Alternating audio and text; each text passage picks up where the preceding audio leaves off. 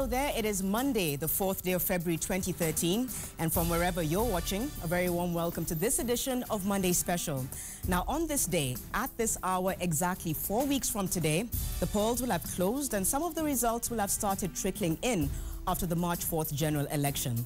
And as is the case every Monday in the countdown to the March 4th elections, tonight, yet again, we seek to unpackage and decipher the trends. Where are the elections to be held today? Who would win? Which political party or coalition is leading and why?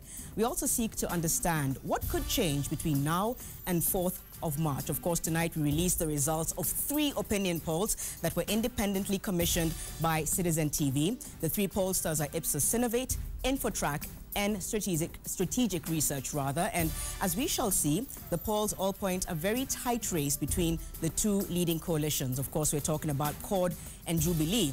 And they also point to a potential runoff as neither side seems to command the numbers required to win in the first round. Of course, that's all going to be happening over here. But of course, we are located across the country, and in the Charter Hall, of course, in Nairobi, we are joined by Johnston Mwakazi and Waweru Mboro. They're going to be talking to people in Nairobi to get a feel and a sense of what their thoughts and views are ahead of the elections. Johnston.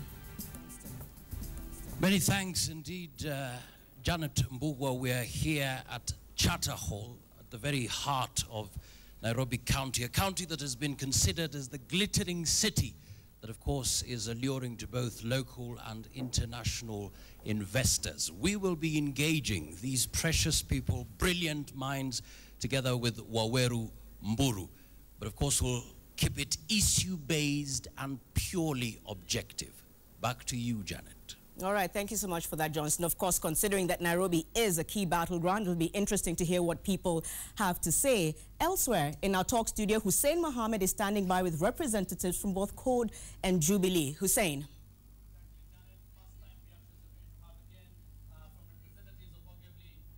Main coalitions in this country. From Jubilee, again, we have Kabando Akabando, Assistant Minister Sports, and making his appearance for the first time, TJ Kajuang, who just won the ODM nominations for the Ruaraka constituency. Again, of course, we don't have his minister here, but they have a relationship as well. I'll tell you what the relationship is later, and again, we don't expect it to be very cordial, Janet.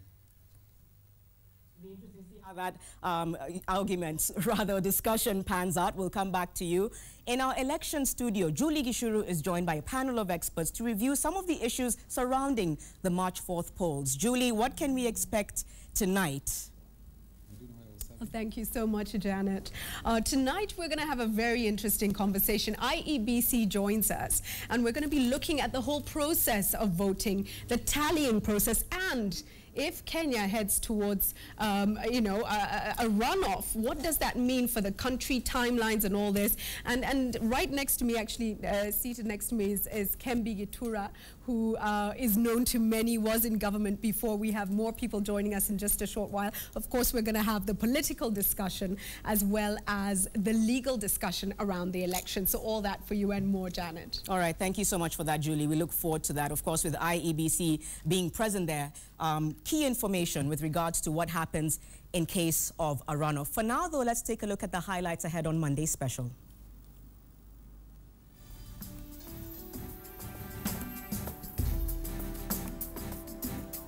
It is a statistical dead heat between Odinga and Kenyatta. 3 latest independent opinion polls now show there will be money sufficient and adequate to manage the rerun.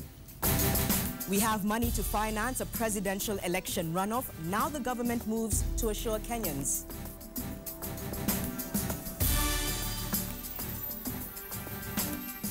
"16,000 students who sat last year's KCPE set to join national schools as Form 1 selection begins."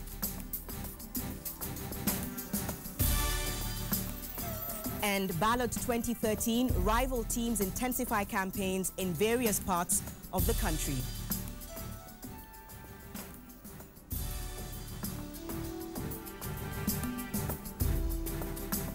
Good evening and thank you for joining us. I'm Janet Mbugwa. Now, opinion poll results by 3 pollsters commissioned by Citizen TV indicate to a neck-and-neck contest between CORD's Raila Odinga and Jubilee's Uhuru Kenyatta in the March 4th presidential race. Findings by the Ipsos Synovate, Infotrack, and Strategic Research also indicate that none of the 8 presidential candidates cleared by the electoral body, the IEBC, may clinch the top seat in the first round. The 3 pollsters give an average of 2% points difference between Raila and Kenyatta in a poll that was conducted between the 30th of January and the 2nd of February. Francis Gachuri has a comparative look at the figures that suggests that Kenyans could be headed to one of the most tightly fought elections ever.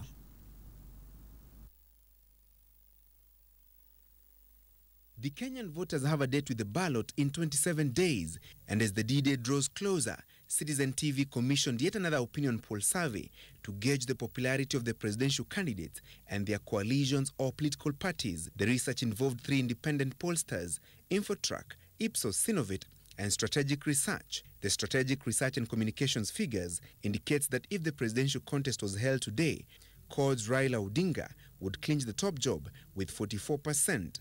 Jubilee's Uhuru Kenyatta comes second with 42%, indicating a 2% difference, which is well within the margin of error.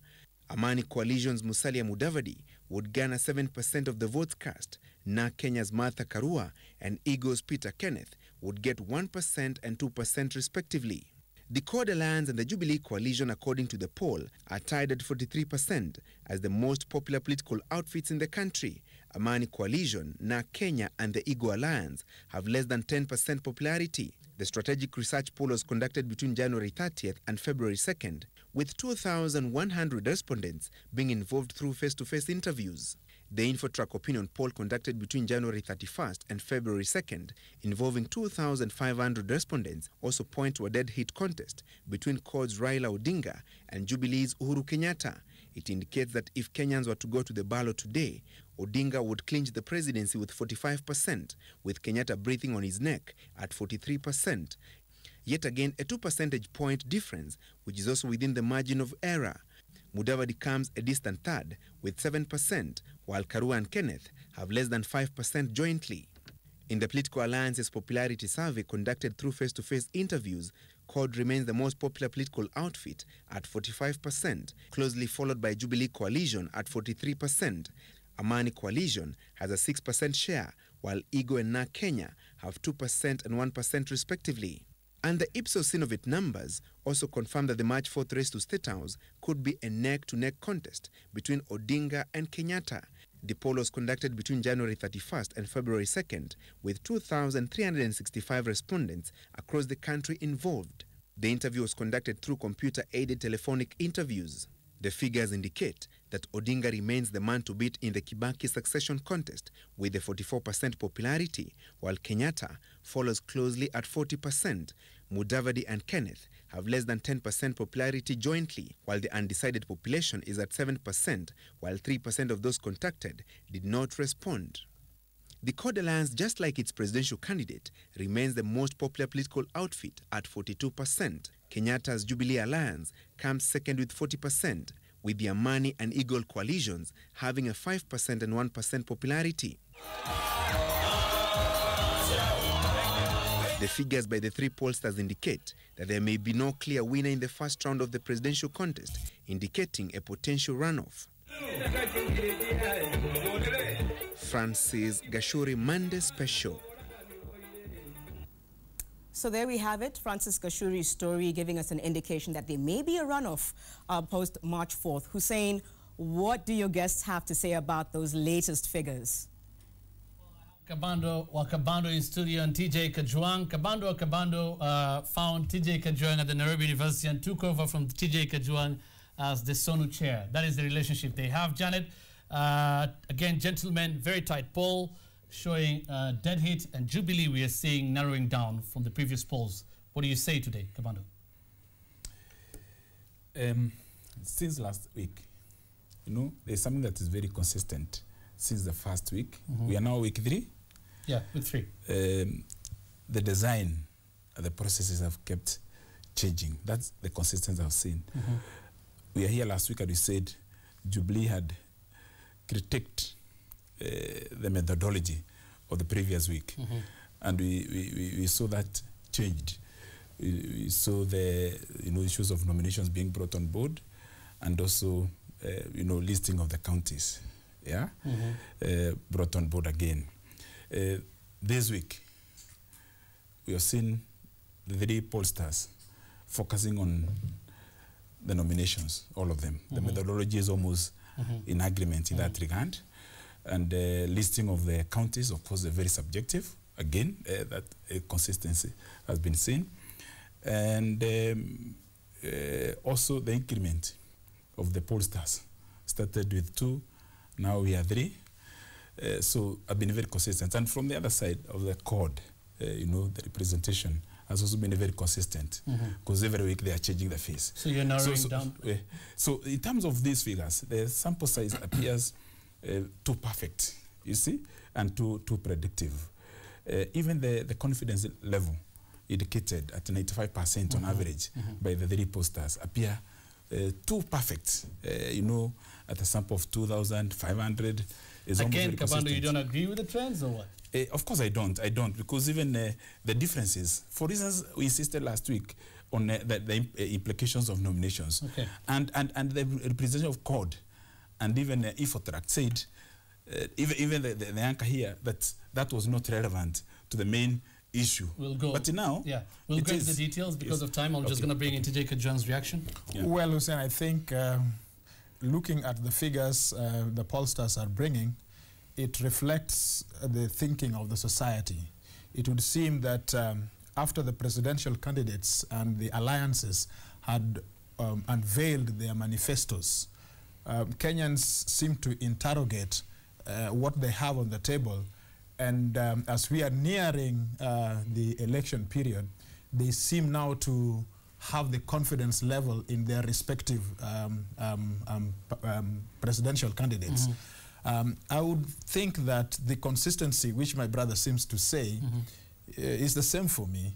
And if that consistency appears to have followed from the last 3 weeks or so, and I can see them developing, then I think that these figures, as they are things which Kenyans can take to be representative, however roughly, of the indications or the perception of the Mwananchi. And very briefly, so going against these trends, we don't say this is what will happen, but this trend is going against what CORD has been saying, winning in the first round. You agree with that? Well, you see, as it is developing, you still see that it is tough, all right, the race is tight, but nonetheless, you can see that the margin, even taking the margin of error still, you still could see that very soon as we go to the second week, and particularly the last week to the elections, CORD as an alliance is able to show that we can win this thing on the first round. We'll come back to that. I know you have something to say. I'm going to take it to Janet now. We're going to have a detailed discussion in a short while. Janet. Very different views there. We'll come back to you very shortly. Right now, I'm joined in studio by Ipsos Synovate researcher Tom Wolf. Tom, thank you so much for joining us on Monday Special. Let me start off by asking, it's officially a dead heat. Can we say that right now? Well, it's very, very close. I mean, as you pointed out, the margin of error in these polls is about 2% plus or minus, which is a 4% spread. The Ipsos poll gives Raila a slightly bigger number. 4% margin, but yes, basically, if these were votes, it'd be impossible to predict who would come out ahead. And therefore, everyone sort of going towards the fact that this could lead to a runoff. That's what we've heard a lot of the experts say as well. But let's go to the numbers and the fact that now, you know, we've looked at it as a dead heat. What does this now mean for the political parties, for their campaigns? What does it do for them? Well, I'm afraid it will force them to be extremely active over the next month and to engage in an awful lot of expenditure, given the fact that even if they accepted, if everyone accepted that no one would win on the first round, there is, first of all, a major battle to make sure that each coalition maximizes its seats in the other various offices, because that will have a big impact on how whoever wins will run a government. And second, it very well may, even a minor lead on the first round of 1 or 2%, create some kind of psychological impact and advantage when the two, if there is a runoff of the two who make it into the second round.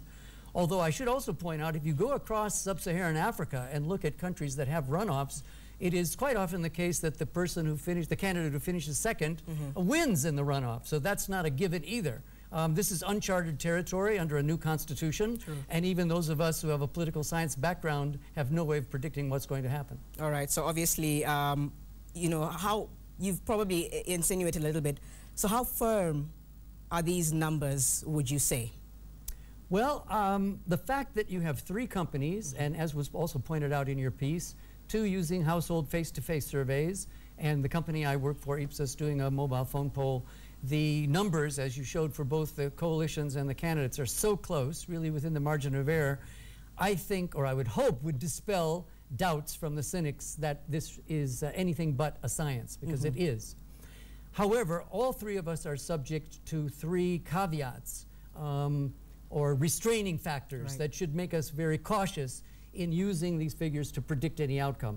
Very briefly, I mean, first is the fact that while we have the distribution of registered voters from the IEBC, we have not yet been given any information about the demographic content or identity of these voters, especially male-female, urban-rural, the age distribution. And when we do analyses, some of these factors are important. Before you go to the other 2, why hasn't that information been given to you yet, and how imperative is it that at this point you get that information? Well, it would be extremely useful. I can't speak on behalf of IEBC. Maybe Julie's guest can probe that. But I do understand that the actual final register, with some additions and so on, was supposed to be ready the beginning of this week, whether today or tomorrow. So we do hope to get that information soon. And that would help us to fine-tune our samples after the research is done for the future surveys that are done between now and the election through a numerical weighting process.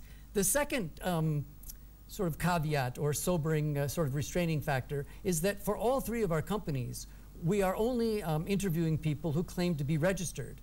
But for all of us, we're getting 94, 95% of people who are selected through a random process who are claiming to be registered, and we know that about 1/3 are not telling us the truth because we only have 14 out of 22 million Kenyans are registered. That's right. Does that mean that's giving us a bias in the numbers that we get? We have no reason for being sure about that, but it does make us want to be cautious. All right, Tom, I'm going to have to come back to you. You are obviously going to be with us for most of the show. You'll be able to recap those reasons for us once more. And give the third one also. Right, and give the third one as well. For now, though, let's take a look at some of the other stories that we're following for you tonight. And the government has assured Kenyans that it is ready and has the required funds in the event that there will be a presidential election runoff poll after the March 4th general election.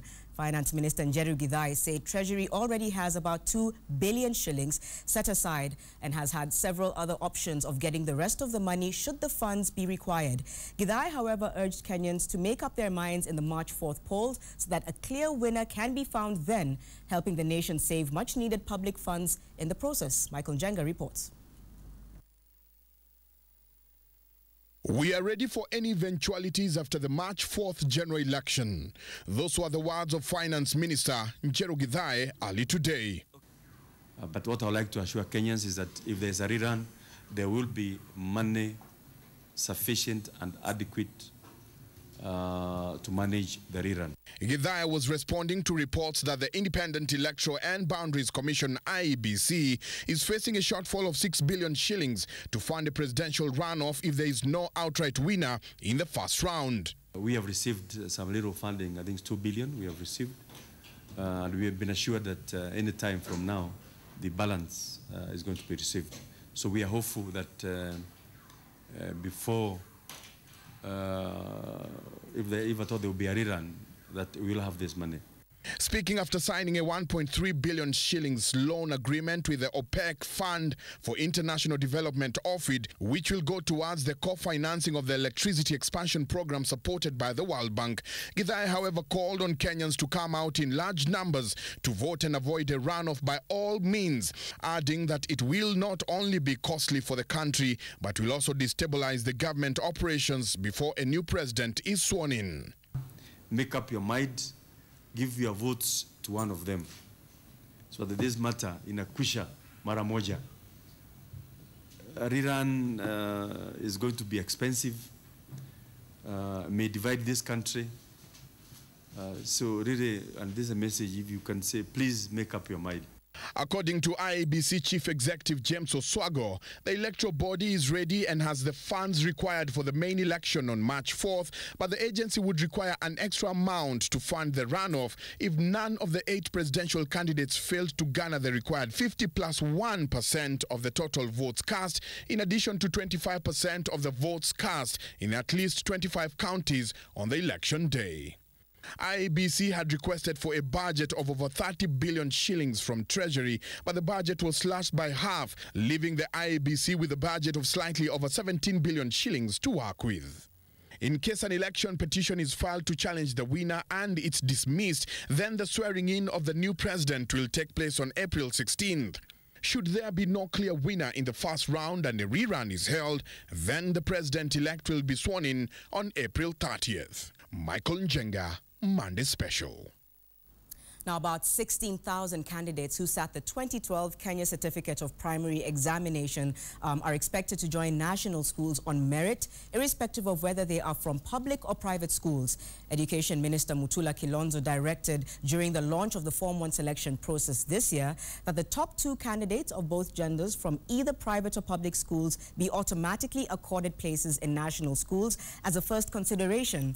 And even as this announcement was made, it emerged that close to 200,000 pupils will miss places in secondary schools. Salim Bilu with those details. Form 1 selection process is a departure from the 2011 contentious KCPE selection system that stipulated for every 3 pupils from public schools admitted to national schools, there was only 1 from private schools. Baricho, Kwale.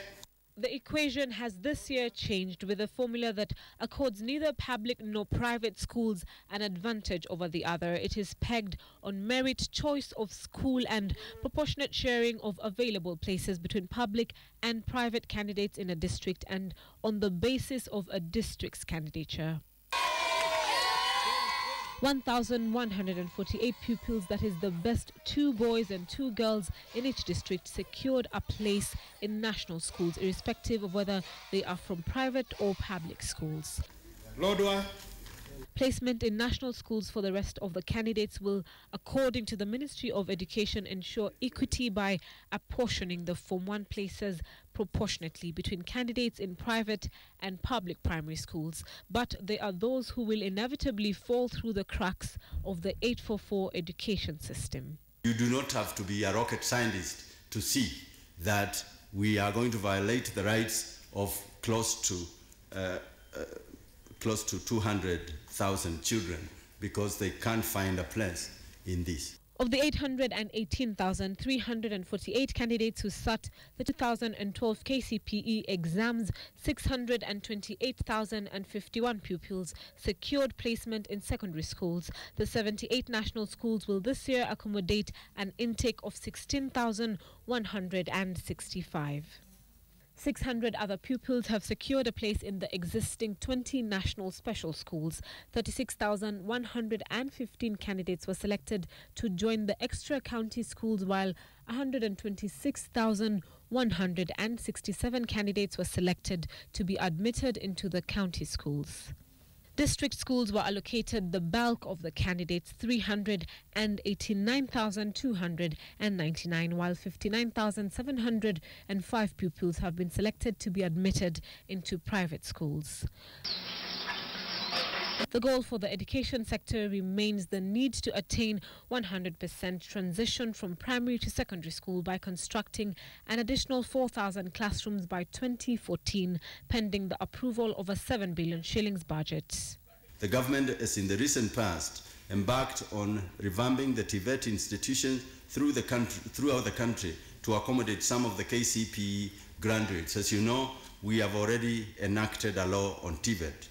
These institutions have capacity to absorb those who will opt not to pursue secondary education. The ministry may have expanded capacity in the 18 national high schools over the last 2 years, as well as upgraded 60 schools to national status. However, it appears from its assertion that parents are still intent on securing placement for their children only in the 18 established national schools. Leave this mentality of the former 18. This 30 plus 30 plus the 27 will bring on board next year. have been selected through a rigorous process. These are schools that have a score within a record of 5 years. I want to urge parents to take their children to the school where they have been selected. Any parent who, for one reason or another, wants to seek alternative schools is advised to place their request directly with the head teachers. There are no vacancies in Jogo House. And that one should be very clear. Luguru. The Form 1s are expected to report between February 18th and 25th, 2013. Parents seeking to establish what schools their children have been admitted to can send the pupils index number to the short code 5052. Salim Bilu, Monday Special. That short code again is 5052. Now, also, the Coalition for Reforms and Democracy, CORD, began its 3-day campaign tour of Nyanza region with a plea to voters to vote Raila Odinga and his running mate Kalonzo Musyoka, arguing that it is only CORD that can implement the new constitution. Odinga took on Jubilee presidential candidate Uhuru Kenyatta head-on over land reforms, claiming the Jubilee team cannot be trusted to implement land reforms. Both Odinga and Musyoka at the same time condemned the recent move by the Communications Commission of Kenya, CCK, to shut down 6 Royal Media Services transmitters. From Kisii, Alex Chamwada reports. The CORD leaders held a joint rally at the Gusii Stadium in Kisii County after touring various parts of not just Kisii but also Nyamira County in 3 groups. They urged Kenyans to maintain peace this electioneering period with less than a month before the general election. Odinga said if elected president, his government would create an enabling environment not just for white-collar jobs, but also opportunities for self-employment that will be created through agribusiness, infrastructural development, and industrialization at county level. Tutaanza mpango ya vijana kupata pesa. Grant, not loans. Grant, not loans. Yani hiyo pesa ambaye hawarudishi. Sawa? Ya kuanzisha nao biashara ya kibinafsi. Kabla hawajapewa hiyo pesa watafundishwa namna ya kuanzisha biashara ya kibinafsi, skills development, training. The CORD leaders said Kenya can only be transformed by leaders who believe in the new constitution. Na tumesema Mkenya kutoka Vanga mpaka Lodwar, kutoka Liboi mpaka Malaba, ana haki, ana uhuru wa kujifunia kuwa Mkenya. Ikiwa mnapenda nchi vile ambavyo najua mnaipenda, basi tuungane, tukomesha ukabila nchi yetu once and for all mwaka huu. Speaking in riddles, Odinga claimed that his main rival, Uhuru Kenyatta, cannot be trusted with land reforms in the country. Kwa hivyo sisi tunaamini yale ambayo tunasema. Kitu muhimu zaidi ni uaminifu. Sema ile ambayo najua unaweza kutenda. Hapana sema ile ambayo huwezi kutenda. The leaders condemned the Communications Commission of Kenya for shutting down 6 Royal Media Services radio and TV transmitters. Jambo la aibu sana kwa yeyote kusema ati wa Kisii wasisikilize Egesa. Hilo ni jambo la aibu na tumewaonya wakome kabisa. Hatutaki interference with the freedom of the media in this country. It is a constitutional right. Juzi mona wanakwenda wanafunga vituo vya kusambaza maneno ya kampuni ya Royal Media. Citizen Radio, Citizen Television, Egesa, Ramogi, Mulembe, Inoru, Musi, Muga, yeyote wanataka kukatisha sasa.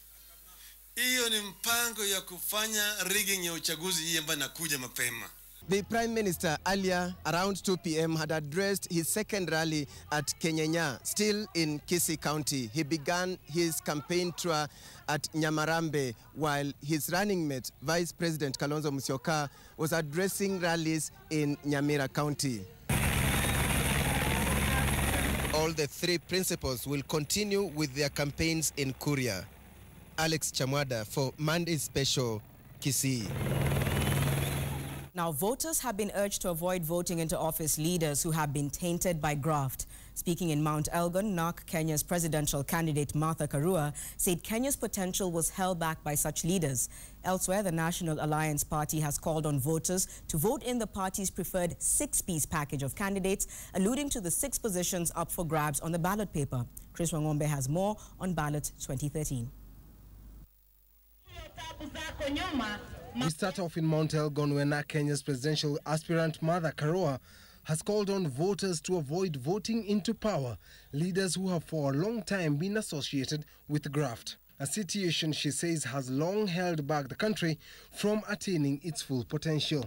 Na iko mwingine hata mahali anakaa ni nyumba ya kupanga na hajaribu. Mimi ningependa uangalie hiyo kura yako kama kipunguo ya kufungua mlango, shida zako zote zikuondokee. Karua, who is conducting her campaigns in the area, held several rallies after touring different parts of West Pokot over the weekend, where she continued to urge voters to vote in leaders who are transparent and accountable. Elsewhere, the National Alliance Party members have come out in defense of their presidential candidate Uhuru Kenyatta, following accusations over how he and his family allegedly acquired huge tracts of land. The party members pointed out that other politicians owned large tracts of land and were not being called upon to account for the same. Wakenya wanataka sio kujua ni nani yako na mashamba kubwa. Wakenya wanataka kujua ile mashamba iko ni nini itafanywa ndiye tuweze kupata mapato zaidi kuliko ile. Uhuru Muigai Kenyatta na Ruto watapita. Sisi tunaomba kura yenu. Hii ndio stronghold ya Uhuru Kenyatta.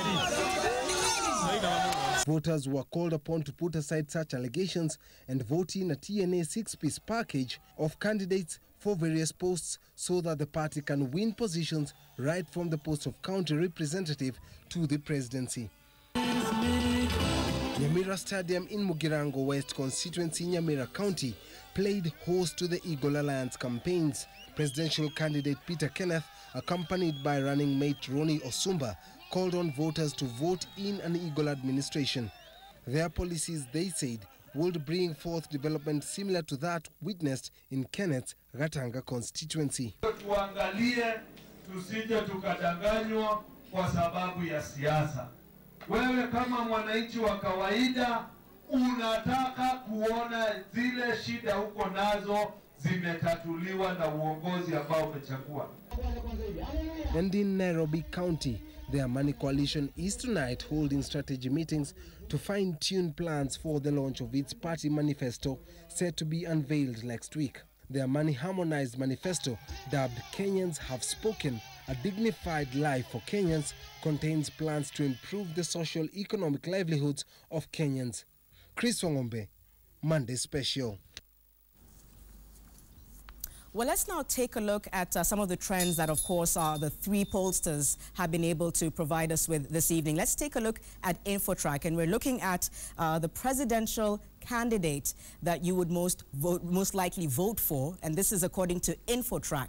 45%, according to the research, said Raila Odinga and Kalonzo Musyoka. 43% Uhuru and Ruto. That's just a difference of 2%, which is exactly why in the beginning of the program we're terming this as a dead heat. 7%, of course, you can see there Mudavadi and Jeremiah Kioni. 2%, of course, we have Peter Kenneth and Ronald Osumba. Let's now take a look at the other slide to see what else was here. 1%, there we have it for Karua and Lotodo. 0.2% Kiapi and Winnie, and 2% of those that were spoken to, according to Infotrack, are not decided on who they would vote for. Strategic, let's take a look at what they say. 44% Raila and Kalonzo, 42%, again a difference of 2% there, Uhuru and Ruto. 7%, Mudavadi and Jeremiah. 2% we have Peter Kenneth and Ronald Osumba. And the next slide, let's take a look at those numbers. 1%, Karua and Lotodo. 3%, according to Strategic Africa, were undecided. Let's now move on to Ipsos Synovate. And the numbers there, 44%, Raila and Kalonzo. 40%, Uhuru and Ruto, about 4% difference there. 5%, Mudavadi and Jeremiah. 2%, Peter Kenneth and Ronald Osumba. And on the next slide, we also have the results for 3% did not respond, and 6% were undecided. Of course, we're going to try and recap those numbers for you a little later on. And before I move over to get more reactions from Hussein Mohammed at our talk studio, don't forget, you can interact with us on Monday Special. You can send us an SMS on 2442, Twitter at Citizen TV Kenya, and Facebook as well, Citizen TV. So keep your views coming in. We'd love to hear from you and sample some of those at the end of Monday Special. For now, though, it's over to Hussein Mohammed. He's in the talk studio with the representatives from CORD and Jubilee. And I'd like to hear their take once again on the numbers that we've just shown you on the presidential candidate that Kenyans would most likely vote for. Yes, and at least we had that. Let's go now to the regional figures, and let's start with the most glaring. Infotrack, week 1 in Western region says Raila Odinga and Kalonzo Musyoka ticket 60% went to 59% in week 2, and today, that is week 3, 44.5%, gentlemen. And then Uhuru Kenyatta and William Ruto's ticket, we have week 1 at 2.8, 3.2, 6.7. The most clearing, Musalia Mudavadi, Jeremiah Kioni, 28.5 first week, 32.3 second week. This week, 45%. They are actually leading in Western, according to these trends, that is Infotrack. Again, you've all been saying you haven't lost a lot in losing Mudavadi, because both of you lost Mudavadi. First, it's good to appreciate that these are very independent pollsters. And the differences in percentages may appear very small, 2%, 3%. But a difference of 4% may equal to 550,000, over 500,000 votes in this country. So the margin of error in terms of the actual figures is very huge. So to show here, you indicate the difference is 1%, another difference is 2%, another difference is 4%. But in terms of credibility of these results, if you scan and you analyze the research itself, the findings, having agreed that the methodology is not too much different, it's easy to really tell Kenyans that these figures are too wide apart, and therefore, if you want to trust and believe in these results, then it is not rational. It's fallacious to understand and appreciate the other, you know. So we appreciate that you have increased the number, that Royal Media has increased the number of pollsters in order to improve on credibility. But what? Yeah. But what? You know, we had the Infotrack, and we had Ipsos. Now we have strategic. Now we have strategic. As I said, the parameters have kept on changing so drastically and so significantly in the last 3 weeks. I know people want to say, okay, Jubilee will be happy because the numbers appear to be improving. But which numbers? Based on what? You know, if a difference is about 600,000 votes, that is 0.6 million votes in this country. And then you have taken in an area the same sample size, the same percentage, the confidence level of that research is equal across board, and you are not indicating that in this particular area there is a historic trend in terms of how those people vote. I'm gonna try. I'll bring you into the conversation later. I'm gonna now bring in Janet. I'm gonna bring in Tom Wolf from Ipsos Synovate to just try and respond to what Kabando is saying. Janet. Okay, let's now cross over to Tom Wolf, of course, joins us again before we go to the provincial results. And just responding to what the guests in Hussein's, with Hussein are saying at this point. Well, there were many comments that Honorable Kabando made. Let me just comment perhaps, and then we'll get some response, on the margin of error issue. As we showed at the beginning, the margin of error plus or minus 2% slightly over 2%. That means in total a margin of 4%. And as you pointed out, that means that these polls are basically showing the same result, in that if you add 4% to any of them, the numbers can overlap.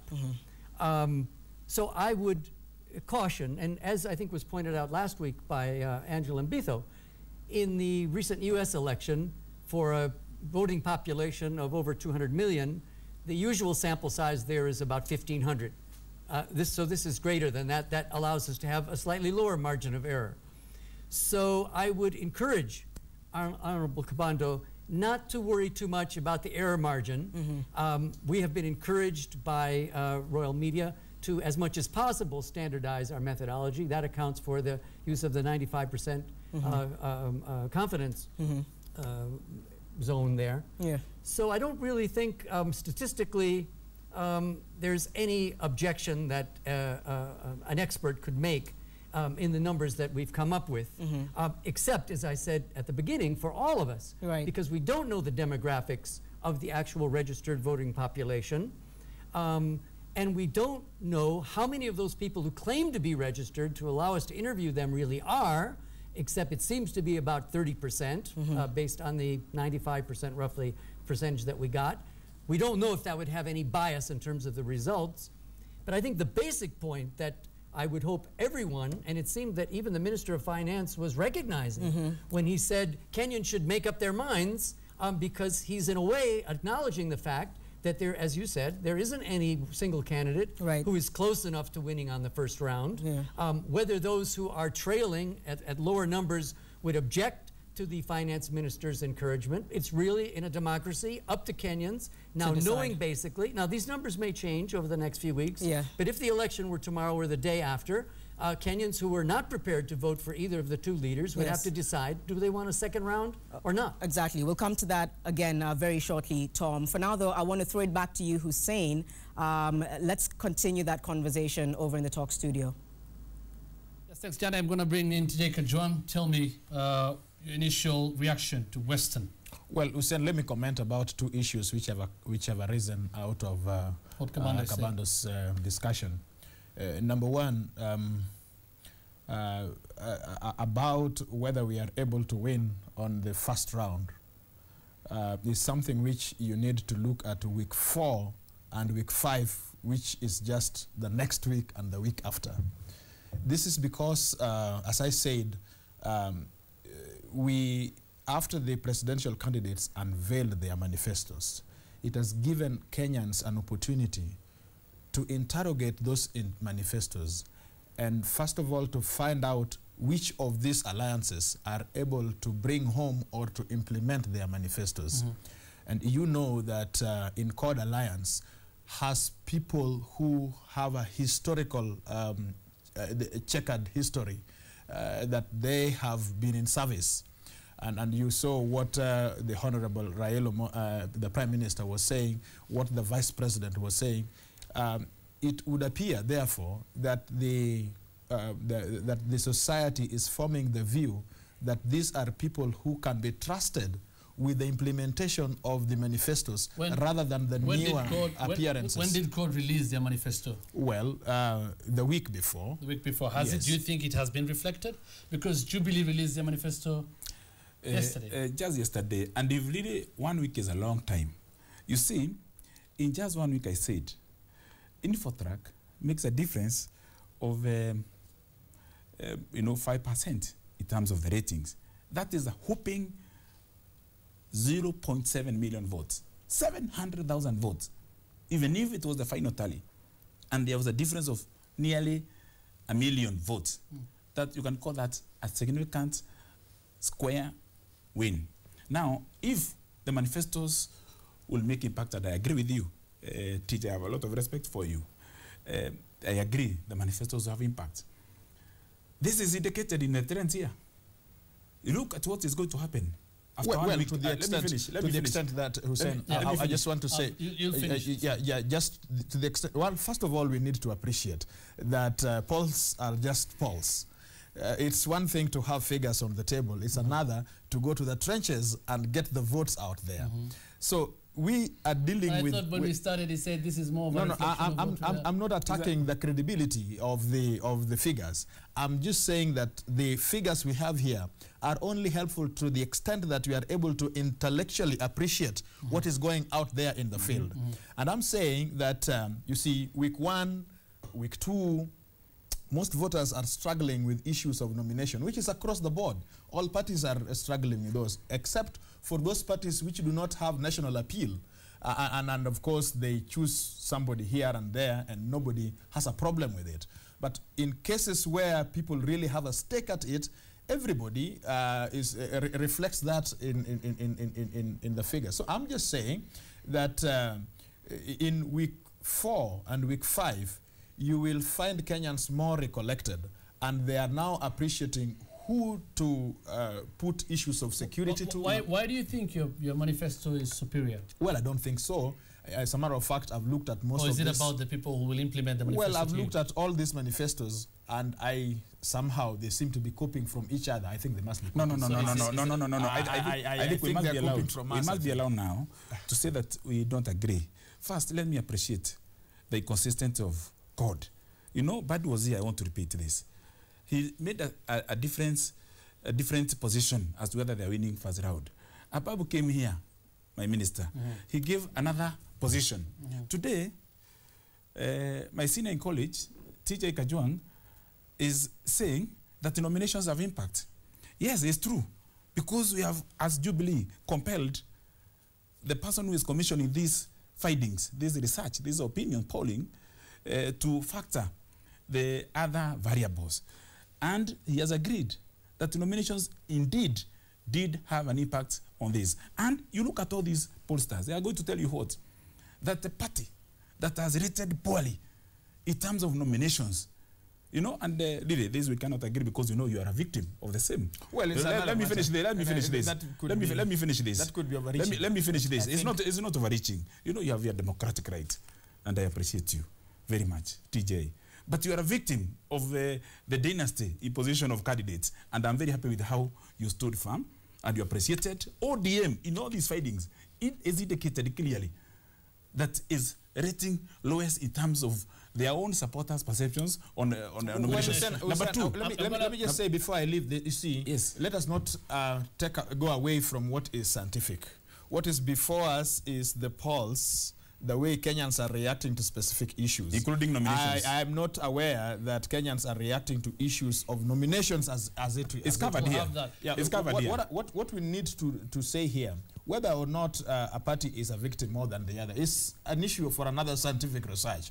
But the thing is that Kenyans are getting more recollected when they appreciate, first of all, the content of the manifesto and the ability of implementing that manifesto. I'll have to stop it here for now. I'm going to bring in Julie Gishuru. We'll talk about the issue of the manifestos and the content and whether really they matter to Kenyans and if really they're different in any way, how you differ. And how we differ. I'm going to take it now to Julie Gishuru and her panelists.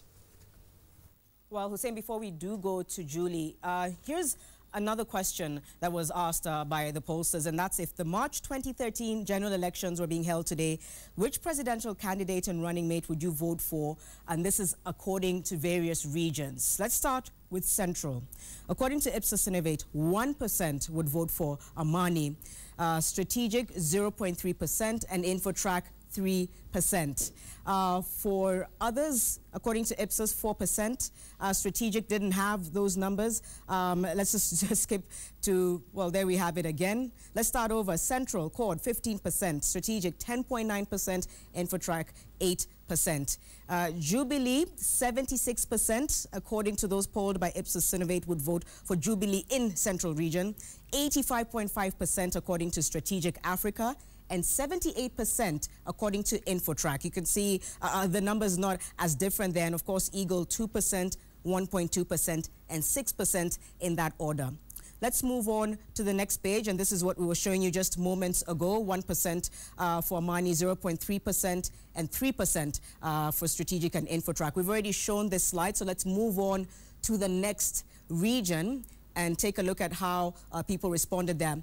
At the coast, 5%, according to Ipsos Innovate, would vote for Amani, 2.8% according to Strategic Africa, and 1% according to Infotrack, of the respondents would vote for Amani. Others 6%, 1.7%, and 3%. And of course, none, 9%, 6.7%, and 1%. That's a look at Coast. We're still moving on with some of the other regions and staying with Eastern. Let's just take a look at whether those numbers for Eastern are correct. 1%. Before we go back to the numbers, we want to make sure we give you the proper representation of the numbers according to all the researchers. Before we get there, let's now cross over to our election studio. And in our election studio, we have Julie Gishuru standing by with a panel of experts reviewing issues surrounding the March 4th polls. And of course, most importantly, IEBC representative is also there. Julie, reactions from your side about some of the numbers that we've been showing you tonight. Well, Janice, I can tell you plenty of reactions right here. Let me introduce our panel to you today, and we're very happy to have Kembi Gitura, who is a candidate for the Murang'a Senator seat on a TNA ticket, with us also tonight. We're very happy to have from the IEBC, the Deputy CEO, Betty Nyabuto, is with us as well, and also from IEBC, a legal mind. We have with us Praxidis Torore, and she is the Director of Legal and Public Affairs. But I want to start with you, Kembi, and your thoughts on the numbers. Now, while the total tallies seem to be quite close between the three research companies, the regional numbers in some of the regions are extremely diverse. A little bit disconcerting, but what are your thoughts on that? Well, thank you very much, Julie. It is indeed a bit disconcerting and surprising too, because when you have a regional poll, which is which has a difference of as much as 7 or even 4 or 5%, like Kavando said, I mean, I think that is too much. Something must be wrong, because if it's the same people carrying out, if they're carrying out this research or poll amongst the same, regional persons, one should expect that the margin of error should be very, very, very narrow indeed. Right. But the kind of polls that are now coming in, when you say that Synovate or Strategic and the other one are having differences of as much as 5%, and I noticed one which was almost 10%. Some more than 10. Then something is very wrong, and I think then those polls are could be very misleading, and maybe not helpful at all. Well, I need to clarify something just before we continue, and perhaps this is for my brother Kabando Wakabando, who is in studio right now with Hussein Mohammed, who said that it looks like Royal Media perhaps is improving the numbers. What we've done is commission the research, but we don't do the research or give instructions as to what kind of numbers we expect back. So we had this research presented this afternoon. You've seen it this evening. We've only had it for a few hours. And all we can do is present the research and interrogate it as we are doing now. But do you set out the parameters? The methodology? The methodology, is it universal? Is it universal? Because the way it's coming out now is that if you take in a region, you go to Western Kenya, for instance, and you're polling the same people, and your sample is the same or reasonably the same, then this poll should be scientific. The results should be scientific. Therefore, the margin of error should be very, very slim. I think we'll go back to Tom, and hopefully Janet and Tom, you're standing by with that, because the methodology has been thoroughly examined, but Tom can go into that in detail. But let me ask you this before I come to IEBC. Kembi, all indicators seem to point to a tight race. If indeed this country is headed to a runoff, what are your thoughts as a legal mind and as a politician as well, as to what implications that has for this nation? You see, a tight race, it could be. It looks like it's going to be a tight race, but it could be very tight towards the edge, towards whether one or two of the candidates get 50+1, and maybe the other one gets 49.5. That is, it's still tight, but then we could have an outright winner. What I find dangerous about the polls that are coming through now is that they are not giving us that indication. The polls are going to show that there will be no outright winner. And the outright winner here, remember, need not be a big margin. Could be 49.5, and again it's 51.5 or 50.5, and that will determine whether or not we have an outright winner or whether or not there is going to be a rerun. So it's important that the pollster, and Tom Wolf must tell us this, it's important that they must tell us the methodology they are using, because this could also be misleading to the electorate. You know, you could be telling the electorate to brace for a re-election, for a rerun, when which indeed might not happen. Might not happen. That's why these figures and the differences that they are showing are very important to the Kenyan voter. And this is even particularly important in view of the fact that whether or not to get an outright winner has a lot of bearing in what then happens in the next 2 or 3 months after the general election. Right. Betty, let me come to you now. Perhaps the lesson that we're learning from analyzing the polls is that polls are not infallible. We're given margins of errors, but in some places it's much higher than others. And maybe that's what we take away, is we can't absolutely be sure. Right. Therefore, let me come to IEBC with a question. Are you preparing for every eventuality? And in terms of voter education, what are you doing? Yes, well, thank you very much, Julie. Yes, in terms of voter education, we are looking at this. Our approach is that this is a very complex election. It's not anything that has happened before, actually, even the world over. So what we're doing is actually to go to the smallest unit, and that is the county assembly ward, and to have Mwananchi actually interact with this process. We have a voter education manual, very much simplified, for them to interact with the polling day, understand what the polling station will look like, how many elective positions you're going to have. You see, when they go into poll, they're going to meet these 6 ballot boxes, and each is distinct in terms of color.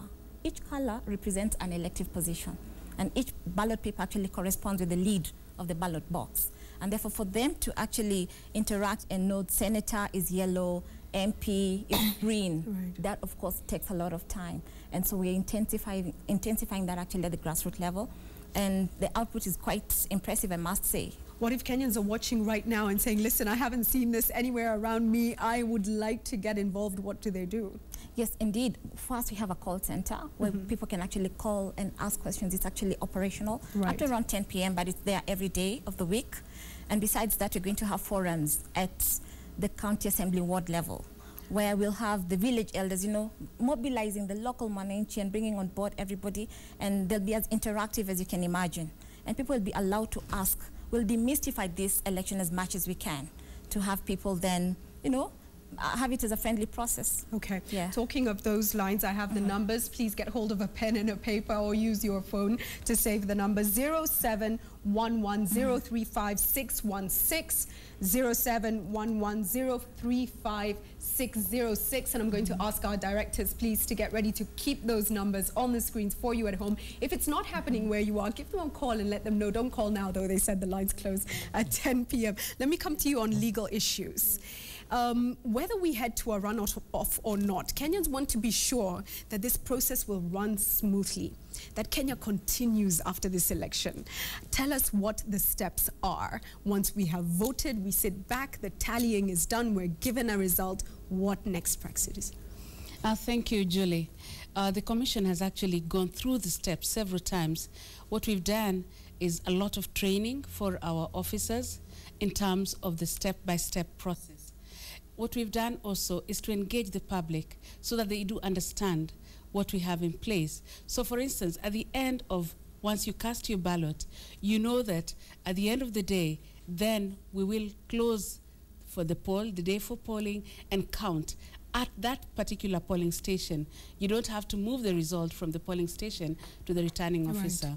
So each presiding officer then, in the presence of agents, and each political party is allowed to have an agent at the polling station. So it's quite a transparent affair. So once you have counted, tabulated the results, you then post the result to the returning officer, both electronically and also print and take the actual result to the returning officer. So in that manner, transparency is enhanced. In that manner, people are assured that the result, that their ballot that they cast, which is by secret, as you well know, is secure. And of course, at the returning officers center, then we are able to come up with the count for the ward results. We come up with the constituency results. We also come up with the county governor's result at the county level. And so we have centres at constituency level, we have centres at county level and national level. Centre as well. And finally, give us the timeline for, you know, the swearing in of the next president. When does that happen? And what should Kenyans do? Just relax and be calm for the few weeks where we're waiting for it all to happen?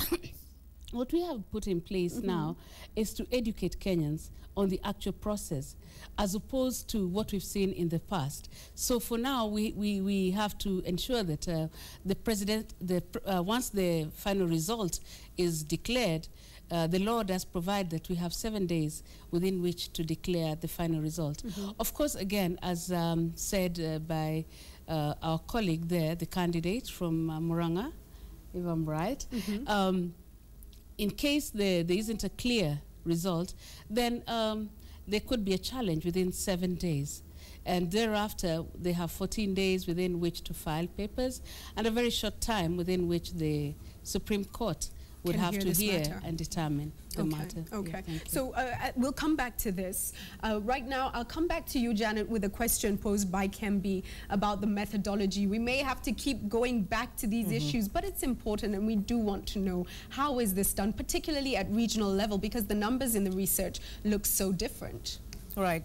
Julie, I absolutely agree with you. And of course, at Citizen TV, we have already began the voter education process. We saw that over the weekend. Evelyn Wamboye and Hussein Mohammed walked us through what exactly happens once you reach that ballot paper. We're going to try and recap that information for you throughout the next few days ahead of the March 4th general elections. What is it you're supposed to do? What happens in the event of a runoff? What are the legal implications? We'll have that information for you, so keep it, Citizen, throughout the election period. Tom Wolf is back with us, a researcher from Ipsos Innovate, and as always, methodology is interrogated.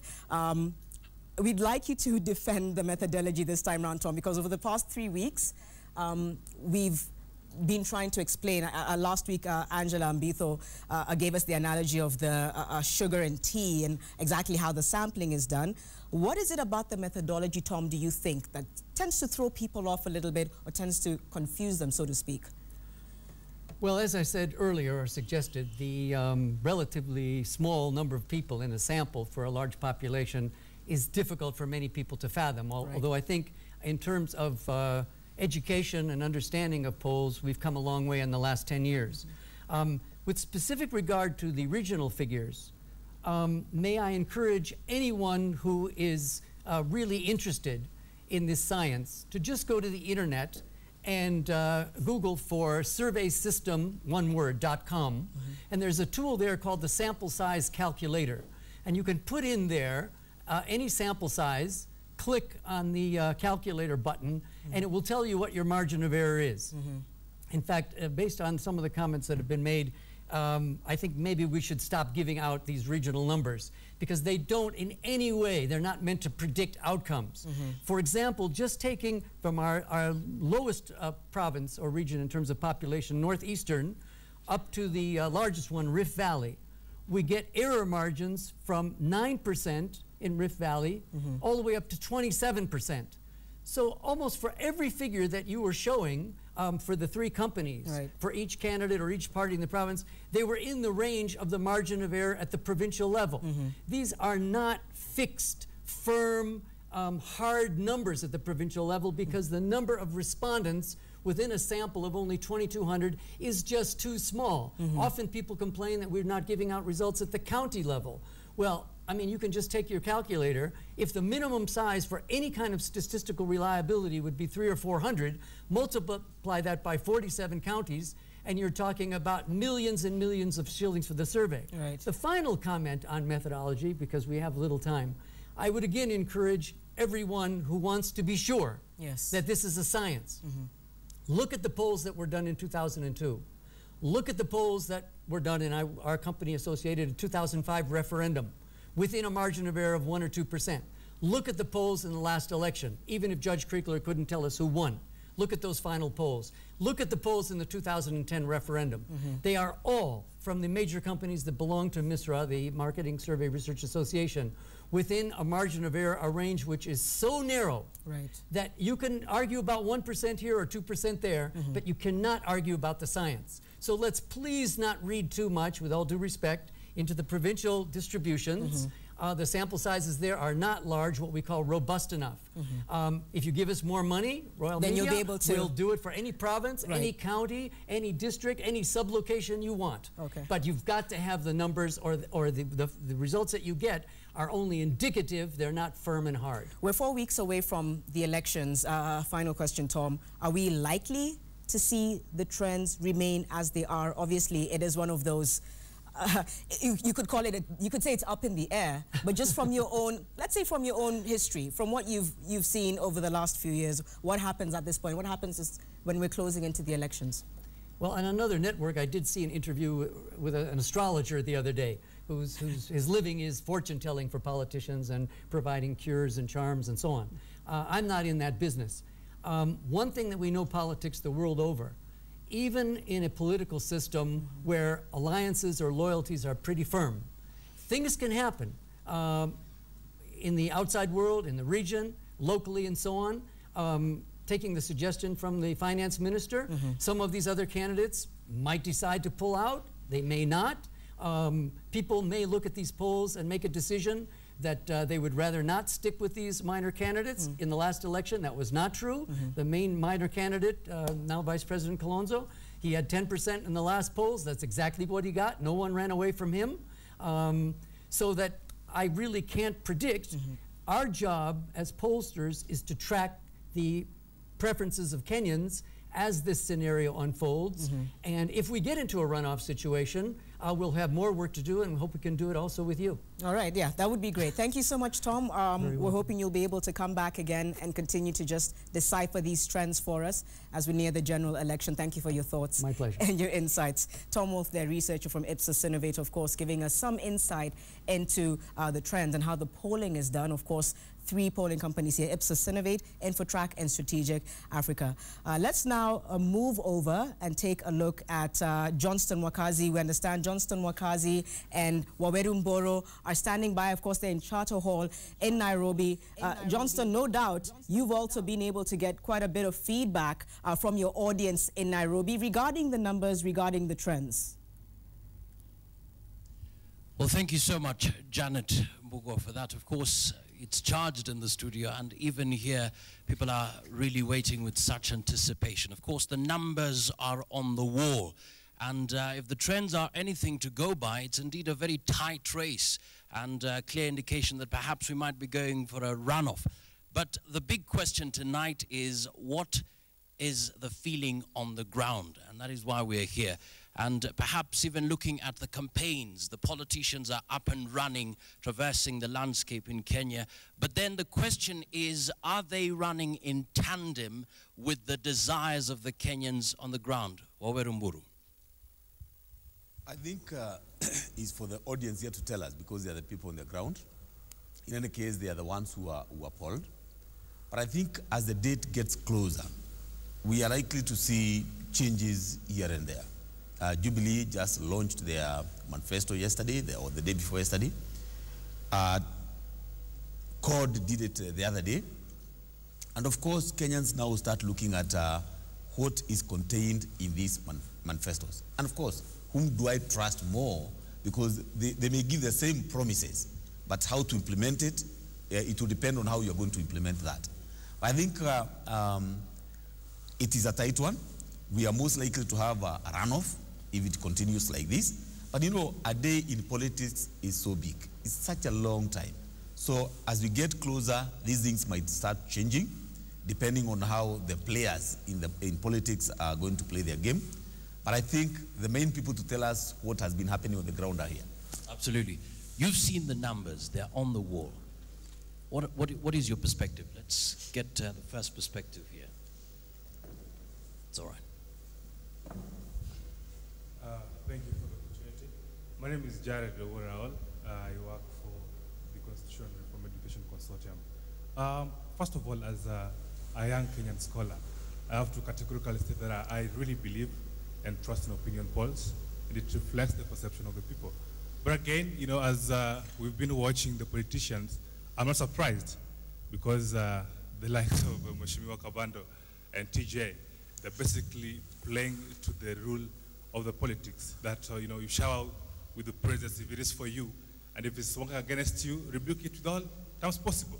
But I would actually suggest that if they could really do Kenyans a favor and a service, let them tell Kenyans what do they think according to their manifesto and the issues that they actually propagate to the people. Is there a way that this influences the polls? Because if you ask them whether they support or they do not support, they will not change their positions. They only will do that if they favor them. But let's engage them to tell us whether what they do or policies that they promise change the perception of people on this opinion politics. Right, thank you so much for that. Of course, we need to intellectually appreciate the polls. But what is your take on the ground, especially when you look at the numbers and when you look at the politicians traversing across the country? Do they really talk what the people on the ground are talking? Thank you, Mwakasi. My name is Josephat Orangi from Bunge la Mwananchi. On my side, I don't understand as to why the Jubilee Coalition Party, why they are complaining, because I can see a motivating factor, and I can see Uhuru Kenyatta reading from a positive end. As in, I can see and I can be able to talk from my side. I can see a situation whereby Uhuru might do well, basing the way he's branding and packaging his campaign, but coming back to the ground, money has brainwashed the electorate. People are now speaking issues. People really are speaking money, money, money, money. All right, somebody else. Let's get a comment from somebody else. All right. And then we'll go up there. Okay. Kwa majina naitwa Gashehe. Mimi nagombea kiti cha ubunge katika Mathare constituency na tiketi ya Safina. The biggest challenge, Mwakazi, is that the polling has been always based on personality. I would hope that as we move forward, the polling will be on coalition of issues. Like, for me, issue should be which coalition has the issues of ordinary mwananchi, healthcare, shelter, education, sanitation. But the challenge has been, all this polling has been posing the question of personality and the political party. And I hope from this point, as manifesto has been launched, we'll be seeing the polling asking Kenyans, which do you trust with these issues that are dear on your heart? Like so issue-based questions and not just purely on popularity. Yes. All right, just one there and then we move here. My name is Milton Nyakundi. I am a journalist, and I think really looking at what we are seeing on the political scene, my concern is maybe one or two. The first one is really the political parties. If you look at the issues as they bring them out, you realize that they are cross-cutting. They are cutting across. There are no differences except perhaps a question of the language and how they prioritize the issues. But one critical question that the political parties are yet to speak to my heart about is what would be the source of the funding? How do they intend to raise the finances for these particular beautiful manifestos that they are launching and telling Kenyans they're going to do? You're talking about 1 million jobs annually. How practical is that? What is the people speak aspect of this particular promise? Right. Giving grants to the youth to be able to run their businesses and open enterprise, it is not coming out. The other question is, when you look at the numbers from the pollsters, I think going by the history of this country, my worry is how responsible or how arrogant do then the numbers make the political parties. All right, so thank you. Thank you so much for that. Thank you so much for that. We have still plenty of time. We've handled this side. We will come back to this other side. But Janet, the issues are on the ground are, one of it is purely in relation to the opinion polls and the disagreements between the political parties. It's purely, if the results favor one party, they will of course be for it. And if they're unfavorable, they will be totally against it. Another issue that is coming up is perhaps the kind of questions that the pollsters are asking. People are thinking we need to move on to issue-based questions. Back to you, Janet. All right, Johnston, thank you so much for that. A very crucial point you brought out there. 4 weeks away from the election. A lot of people want to listen to issues. We'll definitely be bringing that. Johnson will continue to bring us more details and views from people in Charter Hall right here in Nairobi. Before we take a break on Monday special, here's an SMS from Mrs. Gitehi Gyathi from Limuru. You're talking about what you're looking for in a president. You're saying a president who will talk about uniting people, security, education, health. And when campaigning, I would like the person who is running for presidency to talk about what they'll do and not mention other candidates' names as if they are fearing to lose. That's what you have in mind. A lot of your SMSs coming in. We're going to try and sample as many of them as we can towards the end of the program. 2442 is the number. You can also tweet us at Citizen TV Kenya as well. We will be back after the break. We'll be talking to Hussein Mohammed as well as TJ Kajwang, of course, and Kabando Akabando. Julie Gishuru will be back again in the election studio. All the views coming into us here on Monday Special. Don't go away.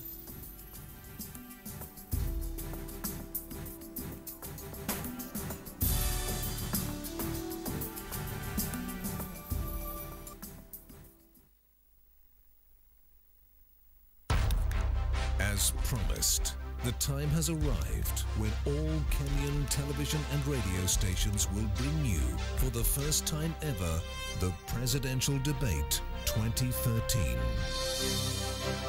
All presidential aspirants on one stage, interviewing for Kenya's top job. Make a date on Monday, the 11th of February 2013 at 7 p.m. across all television and radio stations. You can also participate by sending an SMS to 2282 or emailing info@presidentialdebate.co.ke with your questions and issues for the candidates. The Presidential Debate 2013. Kenya Airways celebrates 36 years in the sky, and we couldn't have done it without you. To say thank you for making us the pride of Africa, we're inviting you to fly and win with Kenya Airways. Fly between now and April the 24th, and you could win a Range Rover Sport, a holiday for 4 to Paris, Bangkok, Dubai, or Seychelles, or one of 31 return tickets. For details, visit our website. Terms and conditions apply. Kenya Airways, the pride of Africa.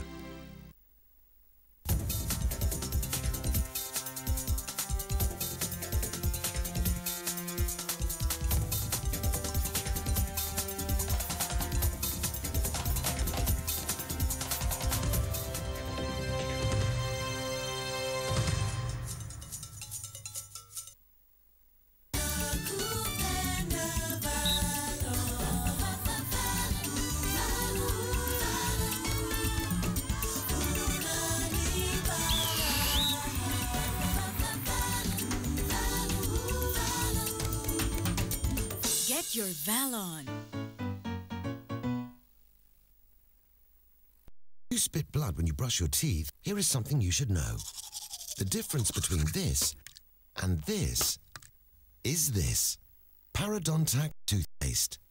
Parodontax has 67% active ingredients and is specially formulated to help stop bleeding gums. Remember, bleeding gums is one of the signs of gum disease, which could be the difference between this and this. Parodontax, for people who spit blood when they brush. Geisha Germigard is mild and gentle on your skin. Let's see how germs feel.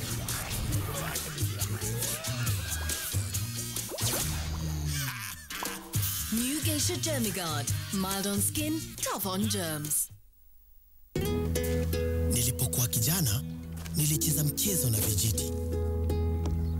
Wazazi wangu hawakutumia pesa nyingi kwa matumizi yangu.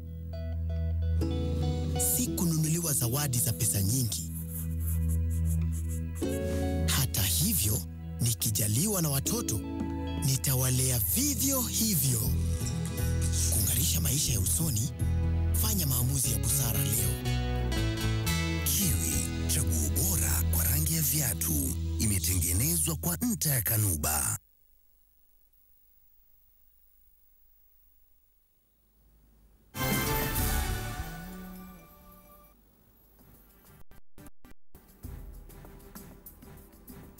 Welcome back. You're watching Monday Special Citizen TV. And as always, each Monday we give you the trends that the pollsters have with regards to what you're thinking, who you want to vote for, or who you would vote for at this moment. Of course, this is a snapshot into a moment of time. Trends that are likely to change over the next 4 weeks ahead of the March 4th polls. Let's take a look at how you would vote by region. We had started those numbers for you earlier on. We want to recap them. They're very important. A lot of you SMSing and saying you want to see them as well. Let's take a look at this. Ipsos Synovate in central region, 15% say that they would vote for CORD. 10% according to Strategic Africa would vote for CORD, and 8% of the respondents that were polled in Central Region would vote for CORD. Jubilee, 76% according to Ipsos Survey, 85.5% according to Strategic Africa Limited, 78% according to Infotrack. Not much of a major difference over there. Tom Wolf had already explained, talking about the similarities in the polling. And for Eagle Alliance, 2% according to Ipsos Synovate, 1.2% according to Strategic Africa Limited, and 6% according to Infotrack would vote that way in Central. Let's move on now to Coast. 49% of those polled in the Coast region said that they would vote for CORD. 53.3% according to Strategic Africa would vote for CORD, and 73% would vote according to Infotrack. Quite a bit of a difference over there. Let's move on to Jubilee. 27%. Also Strategic Africa and Ipsos Synovate tied there at 27%, and Infotrack at 18%.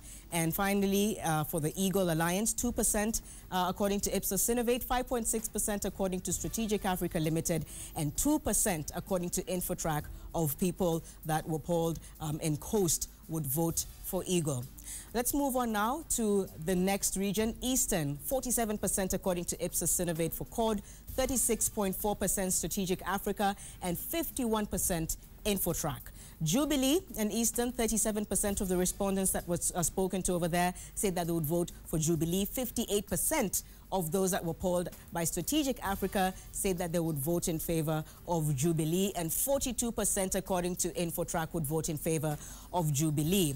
And for Eagle, we can see that 0% according to Ipsos Synovate, meaning that it didn't really show anyone that would vote. 0.4% and 1% according to Infotrack would vote for Eagle Alliance. Moving on now to the next region, Nairobi, a very key battleground. Nairobi, 54% according to Ipsos Synovate would vote for CORD, 57.3% according to Strategic Africa, and 50% according to Infotrack would vote in favor of CORD. For Jubilee, 30%, 31.3%, and 41% in that order, according to the pollsters, would vote in favor of Jubilee. That's for the Nairobi vote. And for the Nairobi vote for the Eagle Alliance, 3%, 3.7%, and 1% according to the three pollsters would vote in favor of Eagle Alliance. That's in Nairobi. Let's move on now to another region that we're keeping an eye on, Northeastern. 54% according to Ipsos Synovate would vote in favor of CORD, 52.6%, and 65% according to Infotrack would vote, that's of course for CORD in Northeastern. For Jubilee, 38%, 21.1%, and 33% of the respondents would vote for Jubilee in Northeastern, according to all three pollsters. And for Eagle, 0%, 5.3%, and of course we don't have a percentage there for Infotrack. Let's move on to Nyanza.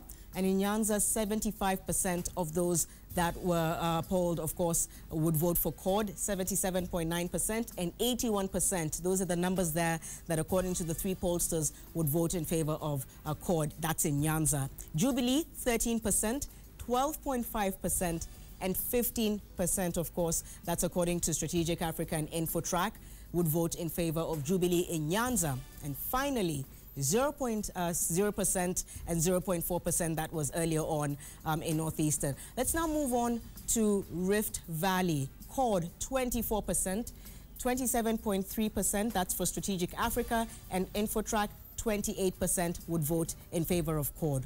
For Jubilee, in the Rift Valley, they would take 57% of the vote according to Ipsos Synovate, 56.6% according to Strategic Africa, and 63% according to Infotrack would vote in favor of Jubilee in Rift Valley region. 2%, 2.4%, and 3% in order of the 3 pollsters would vote in favor of Eagle Alliance. That's in Rift Valley. So that's a look at some of the regions we're looking at. And finally, Western, 53% of the respondents that were spoken to by Ipsos Synovate would vote in favor of CORD. 54.3% in favor of CORD as well, and 45% according to Infotrack would vote in favor of CORD.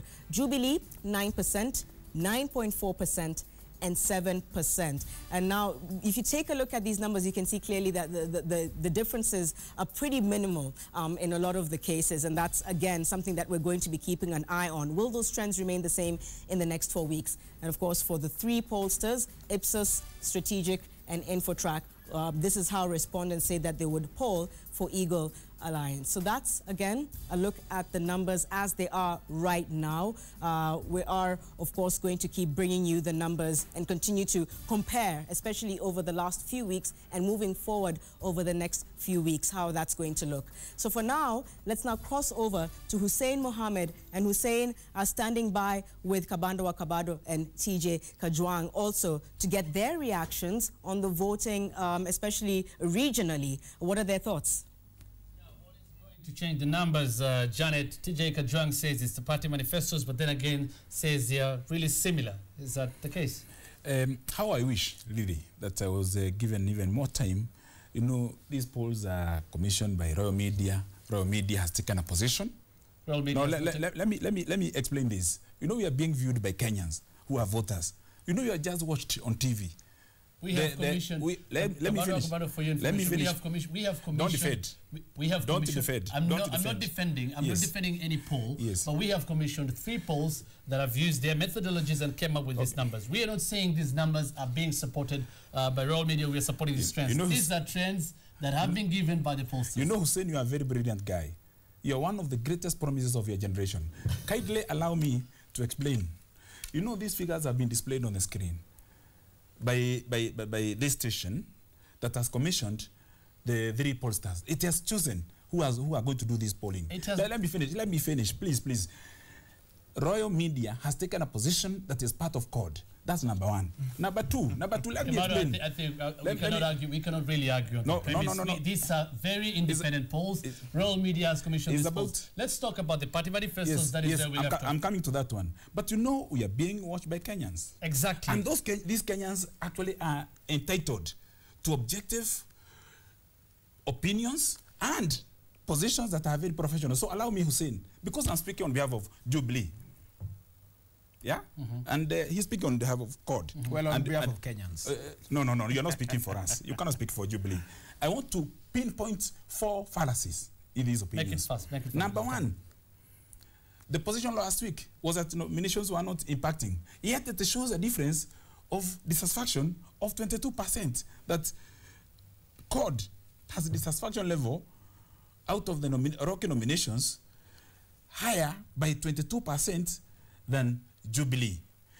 You remember very well on these screens, Kenyans in Nyanza shouting TNA Uhuru because they were really suffocated. That's number 1. Number 2, another fallacy.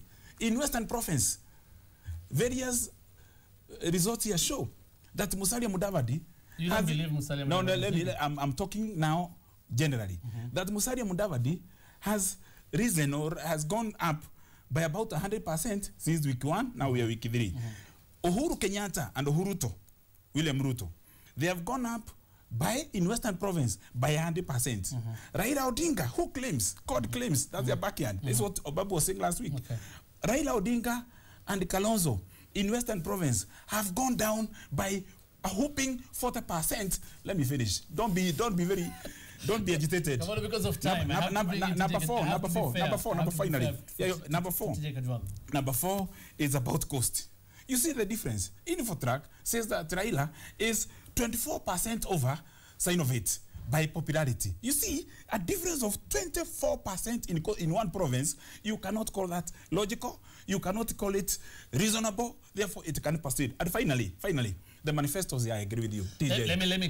Let me just say something there. Yes. All these things you're saying, you have said now are addressed to the pollsters. They are not addressed to Citizen TV or Royal Media, because we commissioned these polls, independent pollsters. They did that, and that is why we had Tom Hussein, let's talk about the manifesto. Hussein, let me finish. Let me finish on this one. Thank you so much. Let me finish on manifesto. Thank you. Please do. I don't want to speak politics here. My role is to analyze the figures that I have and give a political trend that can help Kenyans today watching.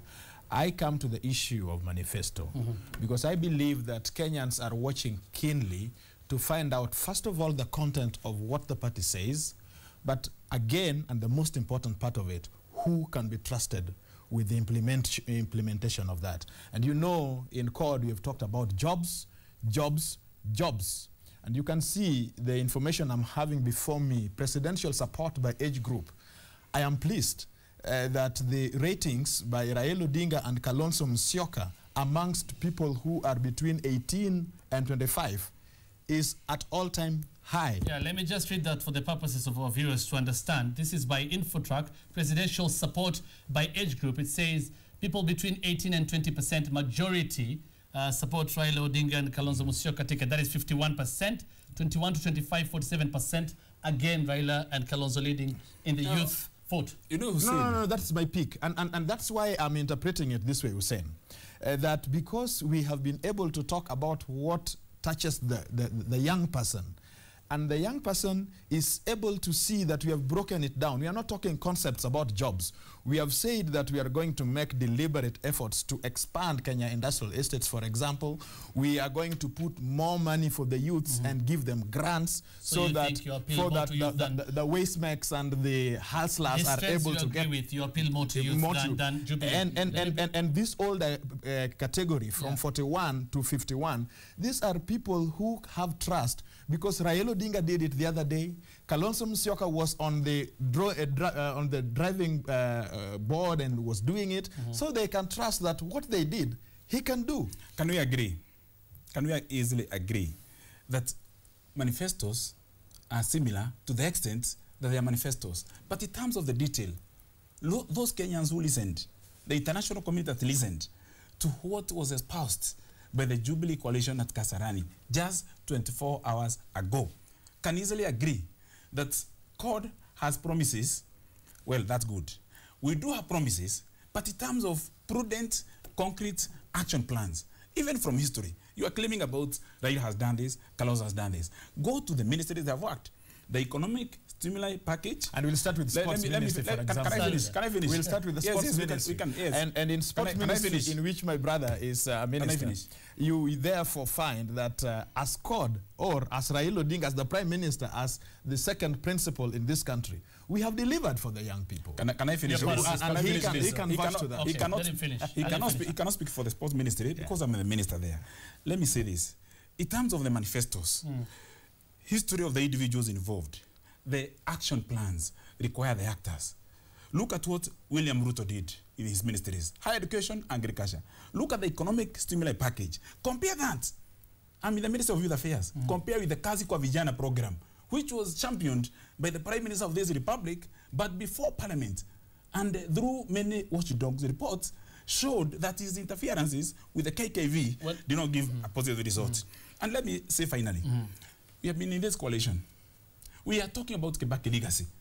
But really, what can we talk about Raila legacy? He has had 50% of this government. But he has been crying every day. Kibaki is retiring in a few weeks. Raila Odinga should stand tall. Hussein, can I have the floor? Whatever. I suspect that I have a very short time to say this. And I want to say, whether you talk about William Ruto in agricultural ministry, when you talk about Kabando in sports ministry, if he says he has delivered, and I suspect he thinks he has delivered, if you're talking about Ruto who thinks he has delivered in agriculture, these are deliveries because Raila Odinga is coordinating these ministries. He is the second principals in this government. If you're talking about infrastructure, you're talking about Raila Odinga who has delivered us because he's the second. We heard from Kenyans in Chatter Hall, Nairobi, where Johnson Wakazi is, and they're talking about issue-based politics. If you guys are very serious about your manifestos, why do your campaigns have people doing confrontational politics. I agree. Why do I see your principals attacking each other on their campaigns and not talking about issues? What we need to do you see, really believe in your manifestos? What we need to see is compare the launch of the CORD manifesto, the personal attacks they hand, compare it with what happened yesterday. Compare the speech of Charity Gilu, the speech of William Ruto. What Uhuru Kenyatta said, very focused, very professional, very calm, answering to questions in detail with the logic. And by the way, Hussein, before you close, you see, what also Kenyans are saying there out is, you saw what was happening in Kisii. You know now, the CORD campaign is using... No, I know you are agitated on that. Well, it's all said. When the chips are on the table. Discussion because when the chips in the table. You are in our election studios. We will come back to you. You are gagging me in that one. I'm not gagging you. I promise you will come back to you. Promise me. Yeah, I promise you. Thank you very much. Let's go back to Julie Gishuru. Thank you. She has a question for you. Thank you, gentlemen. I know, Hussein, you're winding up in just a moment, and just to let the two gentlemen there know, TJ Kajwang and Kabando Wakabando, this discussion will continue here. But Hussein felt it's important to say, when you wind up, would you please get those two gentlemen to shake hands and pledge that together, whatever happens in this election, they will work towards a united country. Back to you, Hussein. For that, Julie, I promised last week I'll do that, so we'll do it in the end. So I wanted to make this, because it's a national appeal, on behalf of Jubilee. Really, when the CORD campaign is construed or seen publicly like it is a Royal Media campaign, it does no, Hussein. Well, I think my brother needs to be fair on this. I'm not your defender. I do not want to defend you. So can I finish? But I know for fact, being in the CORD, that we have not told you to do anything or commissioned you to do anything. But allow me to make the point. The point is here. I'm not here to support my party. I am here to say that what my party has done is what is the result of what we are looking at, because my party has gone out, my presidential candidate has gone out to show what he can do. And we are not talking about Jubilee. Ours is not to talk about others. Ours is to talk about what we are able to do. How do your principles talk about Uhuru Kenyatta, especially the land issue? Well, the land issue is an emotive issue and is an important issue. That is what I'm saying. Both of you, we've heard it from both of you when you play in confrontational politics. What is confrontational when somebody says that tenda vile umesema? Sasa, if you have to tell us about land policy, do it first. So can you now allow me to finish the point I was making? Because really, briefly, Kenyans, even children, remain awake to watch this program because they want to learn civics. And all I'm saying is this, that when CORD, allow me to finish, because I can see, that when CORD is making the issue of Royal Media its campaign tool, and Royal Media, Hussein, can you allow me to finish? I would really like to allow you to finish, but you're making allegations, Kabando on TV. Live TV, yes, of course, which is very wrong. Let me make this very clear again. So I don't finish? I don't finish. You will finish, but Royal Media is very, very impartial. No. Let me finish. On this one, you're making allegations. These are three pollsters we have commissioned, and very independent. They're giving us trends. We are not saying these numbers are a reflection of what will happen during the election. So every Kenyan has a right to decide where they will vote. So there's no need for you to make allegations. Kenyans are watching. And say Royal Media is this is the reflection of what happens in Jubilee. Accusations so that have no basis. You deny me to talk. Accusations without basis. Can you allow me to talk? Outrageous allegations. They are not outrageous. On live TV. I'm speaking on behalf of many people. You're talking. This is based on polls that have been commissioned by independent pollsters. I'm not talking about that. Okay, what are you talking about? Hussein, can I plead with you? Very brilliant young man. And Julie on the other studio, a very respected professional, globally, not just locally. Can you allow me to say this? If you don't want me to say, then you just gag me in front of cameras. There's no way I would have been gagging you. You've come here 3 times and you've made all your points. And this is the most important point. That really, as we move to the 4th week, 5th week and the 6th week, it is important for us to appreciate the dynamics as they happen. Currently, these opinion polls appear fallacious. They are based on issues and methodologies that are not transparently. For instance, it is globally accepted that when you produce results, you show methodologies. Within 24 hours, you post them online. And all I am saying, is really to make this program and this campaign very objective and to sustain the respectability and the reputation of a giant media house like this. It is incumbent upon your managers to really restrain the kind of collaboration that is appearing between court and this one. We're winding up now. Kabando, again, let me make this very clear. We at Citizen TV or Royal Media are not defending the polls.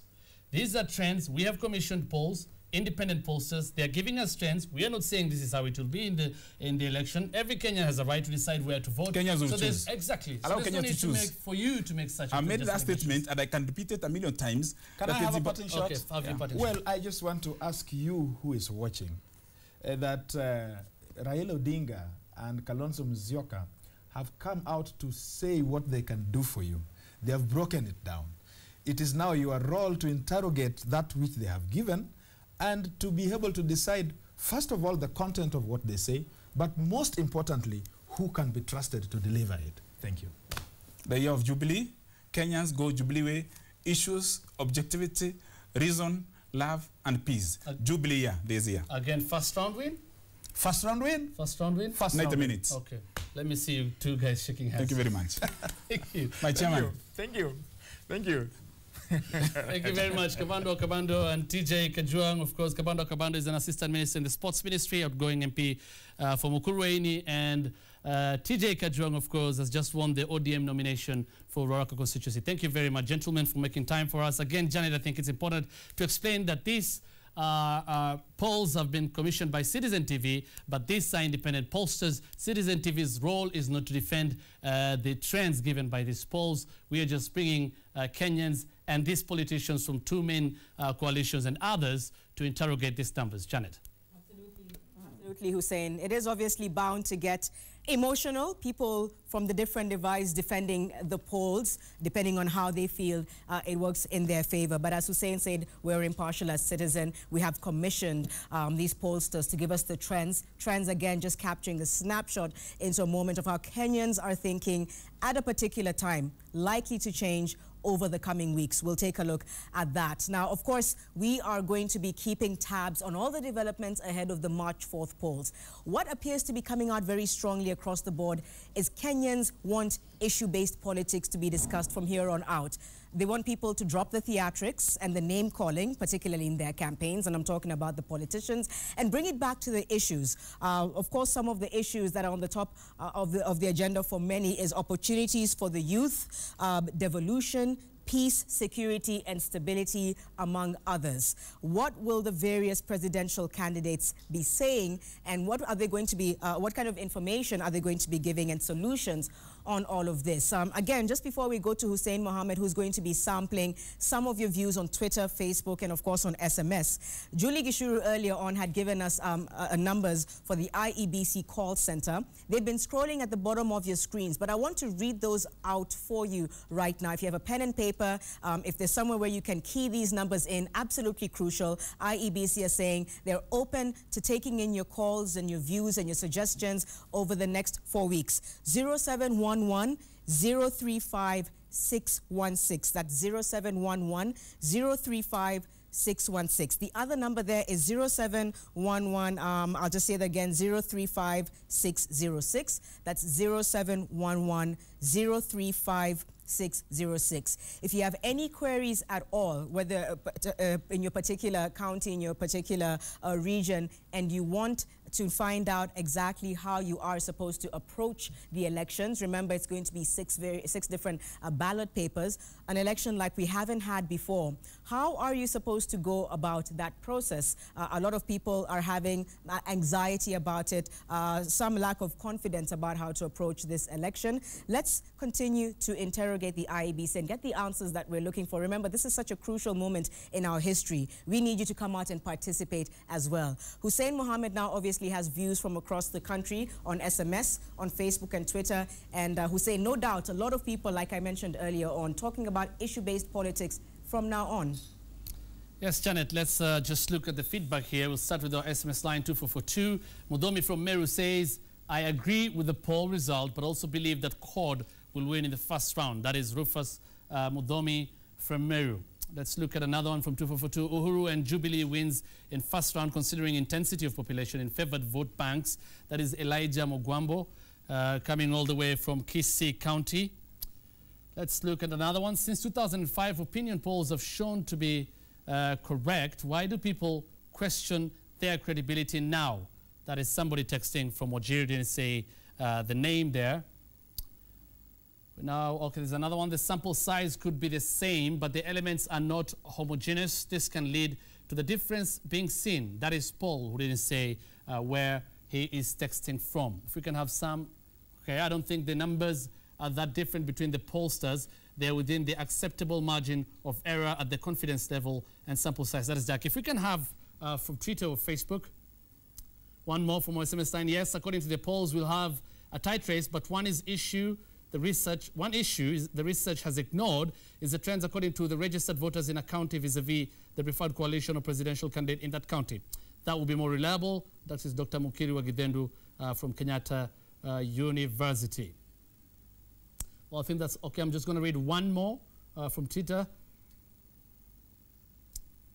Okay, disparities in opinion polls, regional numbers is evidence that Kenyans are not as regionally polarized as assumed. That is Eureka on our Twitter page. John Kieti. Well, thank you very much for all your comments. Janet, again, as we see from how people are reacting to all this, they really want this to change, the campaigns to change to issue-based politics. And I think it is high time. I mean, it's 4 weeks away from an election that is going to change the course of Kenyans' lives. Again, a lot of you. And we're going to hear just now from Julie Gishuru and her panel, as well as Johnson Wakazi and Waweru Mboro in Charter Hall, getting the views from Kenyans on the very same.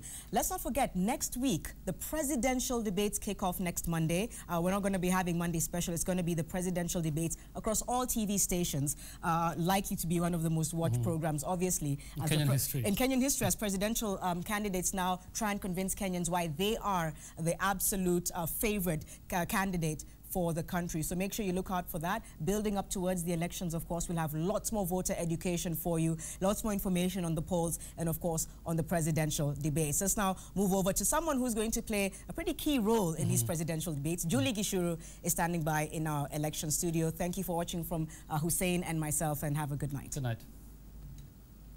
Thank you, Janet and Hussein, as always, for a great job. And thank you to my panelists who've attentively followed the discussions tonight. Kembi, you had asked Tom Wolf to explain the methodology. Let's just touch slightly on his response to you and then go into the whole issue of the runoff. If indeed this country is headed for that, what are your thoughts on our preparedness? But let's start with Tom Wolf's response to your question. Well, actually, Tom Wolf did not give me a response to my question. He went in a tangent and gave a very general overview of what my question was. I wanted to understand the methodology that they are using. And in answer to that, he said that in the Rift Valley, or sometimes in the coast, the difference or the margin is as high as between 9 and 27%. That doesn't, in my opinion... Not a satisfactory answer. It's very unsatisfactory because how is it possible? Or even though one of the people who sent in an SMS or a Twitter says that the sample may be the same, but the dynamics are different, I don't think that can be a sufficient answer. I think something is very wrong with this poll, the way it is going, because if you take the figures that they gave, for instance, in the coast region, according to Ipso, CORD has 49%, and according to InfoTrack, it has 73%. The difference is at whole 23%. And that, if you take a difference of 23%, Julie, that's an extremely big difference. It's a lot of votes, hundreds of thousands of votes. And therefore, that poll that has been taken is not helpful. And indeed, the point I was making is that with that kind of poll, if you have a difference of 9 to 27%, does it mean there are people undecided? Or what does it mean? Because again, if you look at what Tom Wolf gave, the figures of the undecided people polled who are undecided is going down. There are less and less people who have not made a decision. So that cannot explain that big difference of between 9 and 27%. So I think the methodology that you at Royal Media gave them, or whatever methodology they are using, it's not scientific and it's very, very unhelpful. I should emphasize that we had other politicians we expected to be here tonight to share their views, and they did not make it, apparently out campaigning in the field and didn't make it back to Nairobi. So these are the views from Kembi Gitura, and I will take a very brief your thoughts from the IEBC on polling. But before I do that, Robinson Githai tells us that we have enough funds for a runoff should we require to go to a runoff. And he encouraged Kenyans, look, vote one way or another, but please don't take this country through the runoff. It's going to be expensive. You said democracy is expensive. Tell me your thoughts democracy on is very expensive. The whole concept of the issue of availability or otherwise of money, financing, cannot come into play now. Mm-hmm. We're either going to have a decisive election on the 4th of March. If it isn't, then there is going to be a rerun, and that has to be funded. You cannot tell Kenyans that we are not going to have a rerun for the next 6 months or against the constitution and then say there is no money. So that money has to be there, and I'm happy that the Minister for Finance has confirmed that that money or the financing of the rerun, if it's necessary, is going to be necessary, is there. Okay. Because Kenyans, you see, Kenyans, Julie, have to be certain. There has to be certainty about these things. You cannot tell Kenyans, oh, there could be a re-election, a rerun, and then but we're not sure maybe. If, No, you cannot, because that polarizes the nation. Let me come to you, Betty, now. So IEBC is prepared for every eventuality. Yeah. But before we come to the talk of a rerun, you're watching all these polls, you're looking at all these numbers. Now, you may not comment on the details, but generally, what does the Commission think about polling? And when should polling stop before the election? Well, polling is actually taken as a campaign. Could I say, it's a campaign mechanism. So it's seen as a tool for campaigns. Yeah, it is actually, yeah. And the law is very clear. 48 hours to the polling day, there should be no more campaigns. So clearly speaking, 2 days too, we shouldn't be seeing any of what we are seeing right now. But my personal view is I see quite a lot of disparity in the feedback that's coming from the polling agents, right? And for me, I'd ask 3 questions. 1, are we not using uniform demographies? 2, what kind of a tool are we using to the sample population?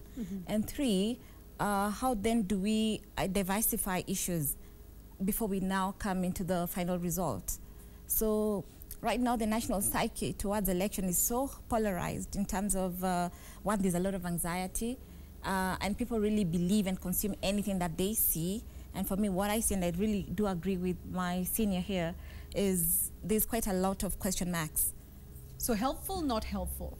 Of course, well, it's dicey. I would say it's 50-50. Okay. Yes, at least people are able to express their views, but however, its authenticity is questionable. Okay, so maybe this is something that we should work on moving forward. Right. One of the things possibly that's important, and it's perhaps a finance issue, is that this polling should be done at county level with, the respondents in the numbers of the 2,000 or so respondents at county level, then get a national size. That could be one of the issues. But let me move it on, Betty, and I will be with you, Praxidis, in a moment, but let's move it on to Kenya goes into a runoff.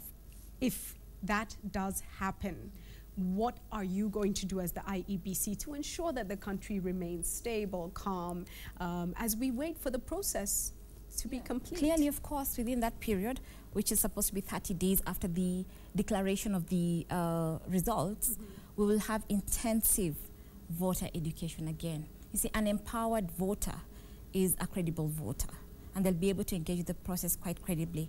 So we'll be having very intensive voter education, and of course, administrative-wise, we'll have as much as possible ample preparation, having the ballot papers ready for the runoff.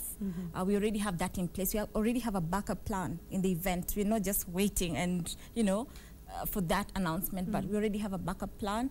And yeah, we're good to go with that. You're ready. Yeah. Praxidis, let me come to you. We have several commissions. We have the reforms going on in the police force. Tell us, in terms of legal provisions and also security-wise, what should Kenya expect during that period? Julie, actually that's something we have discussed at length. We are part of a forum that is chaired by the Chief Justice, that is on administration of justice. Membership of that particular forum is the police, the Attorney General, IEBC, and a few other agencies. At that forum, we are able to bring out issues pertaining to security, pertaining to the whole electoral process. How do the different agencies fit in? And that committee, that council meets, that's at the apex. It's a steering committee. There is also another committee at a lower level. So it meets at least every 2 weeks to discuss emerging issues. You're going to have to intensify those meetings moving forward. Yeah, moving forward. Right. And another thing that we have done at the IEBC, we have an interagency committee meeting comprising of similar representation, mainly from the DPP, the judiciary, and the police. What we are doing is basically looking at the electoral offenses under the Elections Act. How do we work together, noting that this is the first time that the IEBC, or Electoral Management Body, has been given investigative and prosecution powers. And we know that the capacity at the Commission is limited. But then again, there are agencies that principally that is their mandate. So the Attorney General, the DPP has actually seconded officers throughout the country who will work with our own officers to prosecute electoral offenses. The police likewise has also trained officers. And tomorrow we're having a workshop with the police to further on security issues. As it is, we have also conducted training in conjunction with the police throughout all the regions in Kenya. The administration police has also come on board, and they've said they also want us to support training of their officers, because they go all to down to the level of the chiefs right there in Mashinani, and they're quite useful in also investigating and carrying out arrests, and we hope that this will also support security during the whole electoral period. Critical, and it sounds very good, but Kembi had a challenge for IEBC. Please go ahead, Kembi. A short while ago you were talking about the process of nominations. Pose the challenge. No, I think IEBC has done a reasonably good job generally in terms of its mandate. But you see, the law has changed tremendously as pertains to elections and to nominations. And we went to nominations with the knowledge that if once through that, that was it. Because the law is clear, it was against party hopping and what have you. But what shocked me was that IEBC just took sat on the fridges and watched the law being flouted and did nothing about it. As we watched did not even make a public comment on it. The closest they came to talking about it was saying that this is transition and therefore we expect some of these things to happen. But I think that was the biggest mistake that I saw. Because my view is that the IEBC ought to have defended the law, because it is that law that makes a difference. And credibility for IEBC will start on what people perceive of it. And if people believe that nominations were held so that those who lost did not go to other parties, and then IEBC tells us that we know that some certificates were backdated and therefore there is nothing we can do about it. I thought that was the biggest mistake that IEBC made from the beginning, because it buried its head in the sand. Let's put that question then. Who will respond to Kembi on that issue? Okay, I'll proudly do that. And I do not agree with Kembi at all that the IEBC buried its head in the sand. No. In the first instance, the Dispute Resolution Committee was set up, and it ably carried out its mandate. How many disputes? Over two? Was it about 207, which had to be heard within 3 days. That was really intensive, back-to-back sitting and listening, and actually even entertaining viva voce evidence, you know, because at one point, political parties were actually dumbstruck. They did not give us an answer, you see. And while taking up this evidence, you throw it back to the party. So tell us, was a nomination held or not? And when you see the Secretary General of a political party coming up and saying, well, we actually didn't receive any results, and therefore we went back. Our fallback was our party constitution, which actually allows for selection, and therefore we selected There are two issues here, Julie. I think there are some certain issues that my colleague would need to deal with here, and that the fact is that nominations were held. That's the first factual issue. But not everywhere. Well, not where everywhere. they were held, right? And in the meantime, you had received the party lists by a certain date. So you knew who belonged to what party. And the law is clear that you cannot belong to two political parties at the same time. Right. Therefore, if your deadline was the 21st of January for these names to come back, or the 18th, as the case may be, whichever date you want to put it at. The fact remains that if somebody ran for, participated in a nomination process and then came the following day with a different certificate, it was incumbent upon you to check the party lists and disqualify, disqualify and see whether that person participated in the nominations or not, and whether that person was in the party list of that party, and therefore ask them, at what point were you holding two parties Betty, at the same time? I think that's, for me, that is a rather obvious legal position. Let's allow Praxidis to come in. And it's for that reason only that I expected the IEBC to take a position, not to sit on the fence. Kembi, let's hear from Praxidis. Kembi, I think this is, we must remember that towards the nominations, there were lots of amendments to the Elections Act. There were a raft of amendments. And if you will notice that, in fact, the Political Parties Act, as it is now, when we came up with the new Political Parties Act, away from the 2007, we hoped that the Political Parties Act would rein in political parties and streamline political parties, and that hopefully we would have a smaller number of political parties. But the amendments really created the mess that we saw. Yes, they did. And then when you look at the Political Parties Act, at the drafting stage, we had sort of tightened the gap on when one could party hop.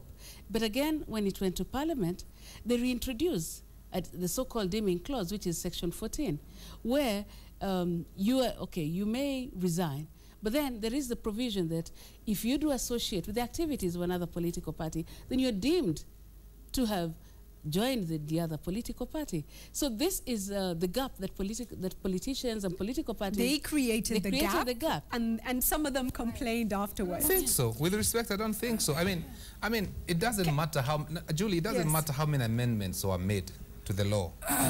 The fact remains that the IEBC set a deadline. And the law is basic. It says you cannot belong to two political parties at the same time. Yes, and that's the bottom line. Right. So the issue is this, Julie. You took part in a nomination on the 18th of January, right? And that had to go up. The country did. Yeah, that had to go up until midnight, Yes. right? And yet on the 21st and 22nd, we are still getting names coming in. Yes, it was messy. Coming in. It's for me. It's not. You cannot blame it on any amendment or a mess. But on the IEBC? It's a question of the IEBC negating its responsibility and not checking the lists and saying, Julie, you participated in a nomination in Party A. How is it that now you're bringing us a certificate of Party B? I want to move this discussion it's as easy as Before that. I do that, Betty, quick response to that. Well, and then we move forward and look at the runoff. Political parties do play a very critical role in nominations. And I think this time round, they actually forfeited their role. And therefore, the mess that we saw around actually squarely and fairly falls within political parties. I must tell you, though, that we did have feedback from the public as well, saying, use your teeth. If you have any, please use them. So there is a need from the public to see the IEBC take control of some of these situations. Yes, you see, Julie, one thing is that the IEBC cannot impose upon a political party candidate A or B. It is the political parties that are supposed to submit to the IEBC these are our candidates, right? But at a point where a political party clearly does not know who their candidate is. Should you just have said, listen, then you don't have candidates? There are areas where there are no candidates. The easiest thing IEBC should have done, Julie, as we go to the next point is this, maybe, that, okay, let everybody be on the ballot, whether or not they belong to the same party, and go to the fourth March elections, because then the nominations made nonsense of the rules and the law. We have a team standing by. We have a team Right. standing by, and I think we're going to give the final word to Mwananchi tonight. They're going to input. Johnson, Mwakazi, and team are there. But before we go there, I just want to. I want to correct something, Julie. You will do it in just a moment, but let's just move it forward and let you input that when I get to you as well. Runoff, from a political point of view. Musalia Mudavadi looking like, if the polls are to be believed at all, that he could influence this election. Politically, what do you see happening, Kembi, if we do go to a runoff? Oh, that's a very important question, Julie. But in the very first instance, and as I'm sure you know, I belong to TNA. And you don't believe there'll be a runoff? And our polls show that we are going to win the first round. Those are internal ones? Our own internal polls. With methodology that With works. a methodology that works for us, without gaps of up to 20%, because that cannot be logical margins. So, all things being equal, and according to what we see as our party, our candidate is going to win the first round, and that's going to save us a lot of trouble. But if there is a runoff, if in the event that there is a runoff, I expect that it's going to be peaceful, and I know that because it's going to be by the two top candidates, and that at the moment there are only two, it's a two-horse race at the moment, according to the polls, however flawed they are. The other candidates, and particularly the main one, could maybe make a difference in the whole of this. And now that's where we go to who do you believe most? Again, going to the polls, the argument that was on telly just now. It's not just about manifesto. That's the first thing that people need to know. Because if you gave the same manifesto to two different people, the implementation would or could be different. And these manifestos are not of a sense very, very different from each other, because each of them is trying to give the best for the party for what they're going to do for the country once elected. But the bottom line is this, that if you give the same manifesto to two different people, the implementation could be different. And now this is where polls at an individual level matter. Who do you believe most in the whole of this? And that's a question that Kenyans have to answer. And that is why we need to have proper polls on this, because at that moment is an issue of who among the two candidates would best be placed to implement the manifesto that they are giving. And Kenyans will decide. Thank you for that. Kembi, let me come to you, ladies. And Praxidis, you can wind up. I'll give you the final word with your comment as well on the issues that we had raised before. So, Betty, your thoughts. Either way, whether we finish this in round one, if we head to that runoff, what message do you have for Kenyans? Well, of course, I first look at the debate that we just had. And I like the fact that you said they need to shake hands. Shake hands, yes, because you'll have a coffee or a drink afterwards in the bar. So show Kenyans, yes. Yeah, tolerance must be put at first hand, right? The issue of even cultural diversity, that again must be embraced. Gender parity, you know, interests of the minorities and other special interest groups. Those are very important little cells that people have to, you know, work with. We need to diffuse any ethnic tensions, hate speech during campaigns and so on and so forth, adhering to the electoral code of conduct, for every aspirant. That's very, very critical. And I think, again, voter education, I really go back to that, and I refer to the question that you actually shared with me. Lots of questions coming in, right? Right, Julie. If we have, you see, for the position of governor, that's the blue ballot paper. If somebody slots in the purple one, which is for the woman representative, obviously, you know that the ballot box is actually sealed. So when the seal is broken during tallying, that purple ballot paper actually, that then is not considered. If you look at Section 58E of the Elections Act, you're only authorized to put in the ballot paper, the authorized or authentic ballot paper designed for that box. Which means voter education, your must be very intensive. Is critical, otherwise your vote could be wasted. Right, and then also during tallying, I mean, there was a question that came through about tallying. The returning and the officer, integrity of the process. Exactly. Yeah. During tallying, you'll have the returning officer tallying every result coming in from the respective polling stations. Take a constituency, for instance, and it has maybe 30 polling stations. Upon tallying, he will announce. And upon announcing, he'll also have the hard copy of the requisite remuneration form. And that one he'll have to pin at the tallying center for public scrutiny. He will give copies to the candidates and to the, and to the agents of the candidates as well. And of course, finally, to the National Tallying Center, which will be at Bomas. Okay. Yeah, so there's that transparency all through. And already, they'll have transmitted them, and they'll be hitting on our screens, either at the constituency level, at the county, and at the National Tallying Center. Your message to Kenyans is there is integrity in this process. There's integrity in this process. Okay, and you have the numbers if you have questions and issues. Yeah, sure. Right. Thank you. Praxidis, let me come to you. Thank you, Julie. Perhaps just a little clarification on the issue of nominations. I would like to clarify that even as parties had candidates hopping from one party to another, at the time of accepting the nomination papers, we went by the list that had been submitted to the IEBC by the 21st, on or before the 21st of January.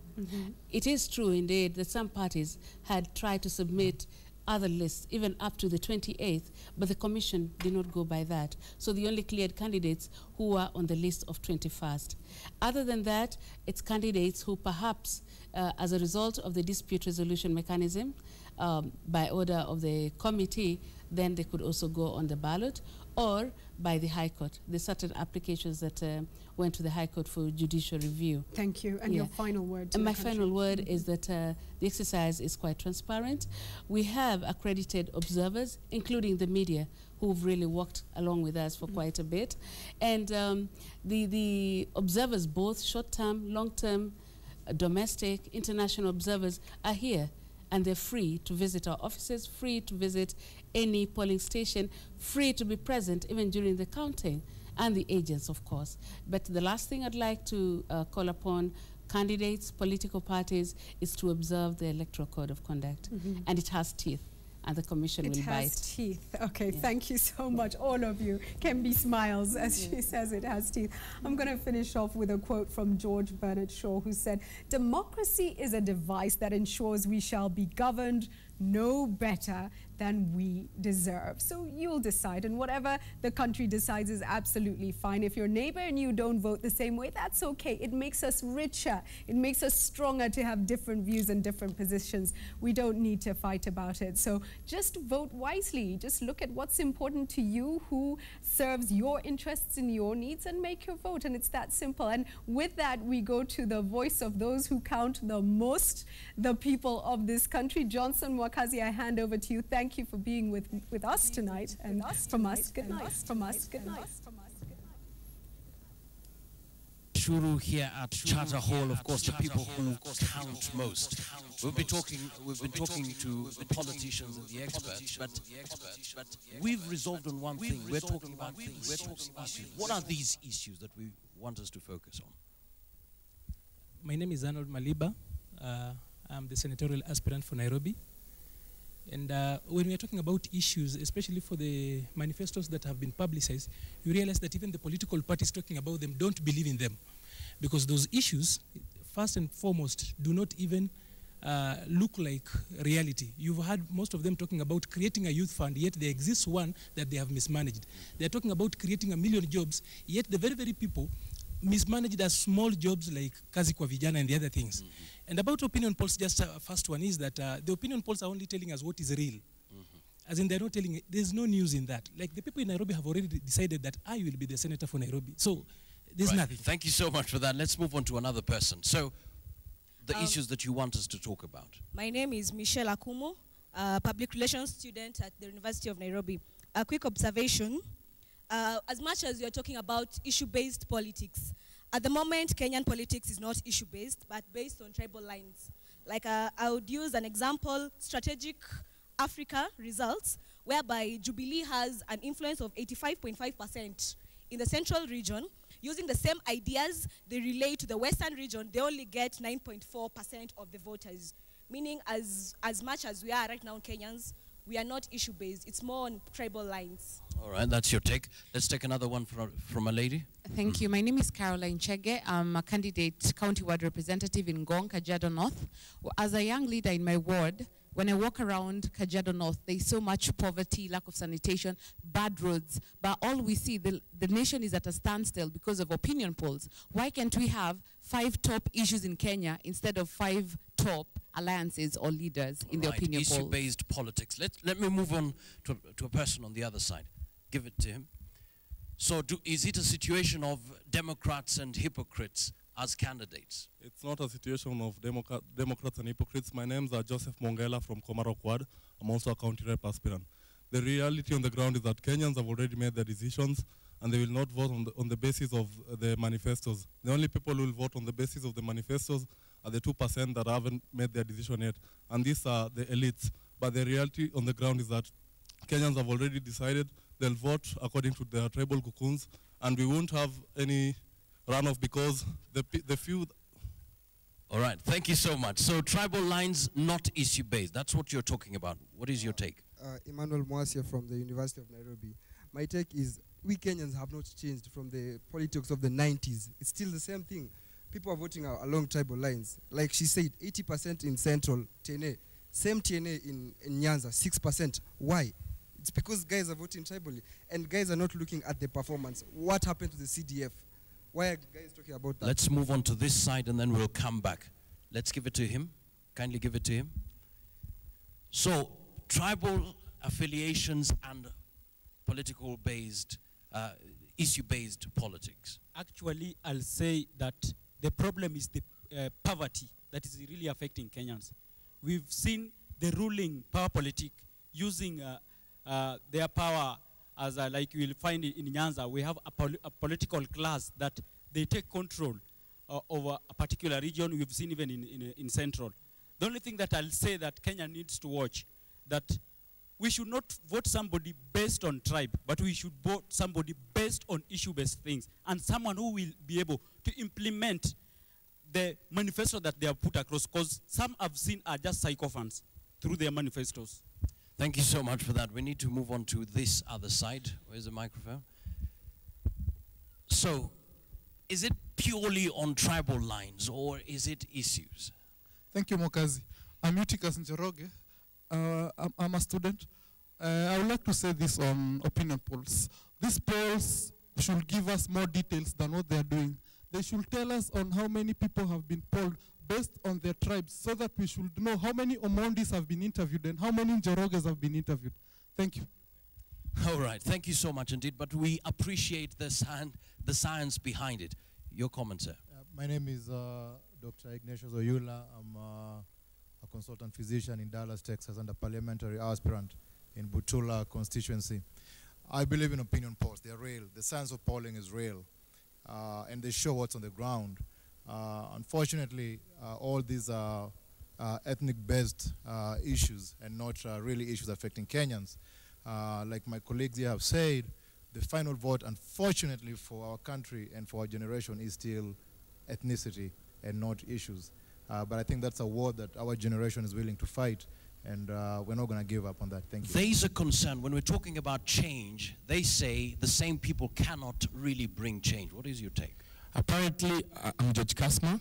I'm also a student. Apparently, one thing, the same people that are vying are the same people that have been in the government. They're writing nice manifestos, but nothing actually they have improved on. They've been in the government, they've been the prime minister, they've been the ministers of finances. They've been in the same government that they are writing this thing. They're still just writing the same thing that they never at all did anything on them. So right. I think just filling the papers. Do you think the issues of the people are being handled by these political bigwigs? Okay, my name is Benson Chakaya, and according to me, we are seeing a kind of maturity, because right now politicians are asking for the methodology of polling. They're not simply dismissing polls. We are also very eager to know how these coalitions are going to implement the Constitution, especially the Bill of Rights, where we have socio-economic rights, rights to good and decent shelter, right to food. Those are the things that Kenyans are interested in, not the fantasies that they are giving us round all over. We want the issues, fundamental issues, human rights. Thank you so much. What do you have to say? Okay, my name is Florence Kanywa, a co-convener of Yunga Revolution and a human rights defender. What I would like to tell Kenyans out there, the posts are okay, but I want every Kenyan, wherever he is, to think of the issue-based manifestos, not just aligning according to their tribes or the popularity. The other thing I would like to say is that Kenyans should know that we need peace. No matter who wins, let's have a peaceful country. Thank you so much indeed. Now, way forward. What is the way forward for this country the way as we go forward, to the first election? of all, is to have each and everybody in Kenya civically educated, and they should know the right of voting. The second, we should know why the MPs usually take a lot of powers to themselves when they go to the parliament. And the third, we should know why are they leaving Kenyans poor and they rich. All right. So they should run in tandem with what is happening on the ground. What is your take? Thank you for the chance. Ichenga Mogao is my name, parliamentary candidate, ODM, Tharaka. Niko tayari. 1. Issues. How will our children go to school? How shall we travel? How shall we go to work? How shall we worship? Are issues that our presidential candidates must respond to. 2, Kenyans must know that issues notwithstanding, elections are emotional. A presidential candidate with the ability to convey serious economic principles to the voter in the most light, humorous way is the candidate to win. My take on the opinion poll, sir. Very quickly, please. It should be noted here, and I'm directly speaking to Honorable Kabando. I hope he is not asleep. The population portion that he thinks is the majority, granted, it is the majority, but he must appreciate that a majority portion of population is widespread. If we believe the Kikuyus are the majority, like I also know they are, then there's all the likelihood that Kikuyus were interviewed in Kajiado. Well, they were interviewed in Kisumu. Let's look at the way forward. Thank you so much for that comment. Let's thank you. My name is Mutinda. My name is Mutinda Kavemba, Governor Aspirant Nairobi County on a Wiper ticket. I would want to say something about the opinion. The most glaring picture from the figures that we've seen, the credibility issues aside, is that we are not going to have a clear winner. So that means we are likely going to have a runoff. So what is the other issue? That going by the figures we've seen, the Abani coalition is getting between 5% and 7% of the vote. So in a scenario where we are going for a runoff, it means that the swing vote will most likely come from the Amani coalition. So it is upon the Jubilee and CORD to start finding strategies of wooing the Amani voters to their side. Thank if we are you to avoid so that. much. Thank you. 2 final comments as we wind up. My name is Adina Awol, Nairobi County Women Representative Aspirant. And for me going forward, I would urge Kenyans to tone down because we've become extremists in our positions. And I believe that come the 5th of March, we are still going to be Kenyans. And on the polls, I want to say that it is careless for any politician or any political party to dismiss polls. We saw that in America, Mitt Romney dismissed polls.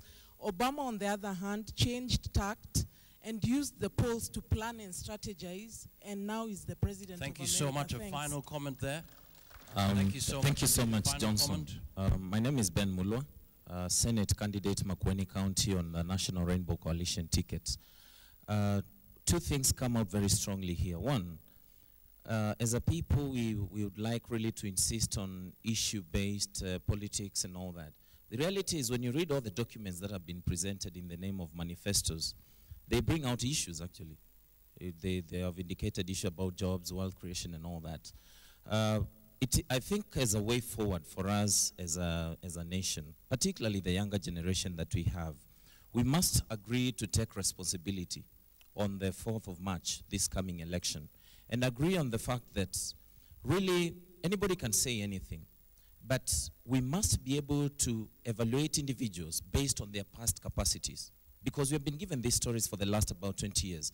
But on that day, it is possible for you to be able to tell exactly who believes in what and who stands for what, and who has been able to demonstrate their capability over the period that they've been given a chance to serve. Thank you so much. We really appreciate your comments, but because of time, we have to wind up right now. But indeed, thank you so much for your comments. And we want to appreciate all the experts and all the analysts. Thank you so much even for the politicians out there. Let's just give them a round of applause, please. And of course, thank you so much for everyone who made this production a possibility. We really appreciate it. It's been a great honor serving you this evening. My name is Johnson Mokazi. All the best in all that you do. God bless you and God bless Kenya.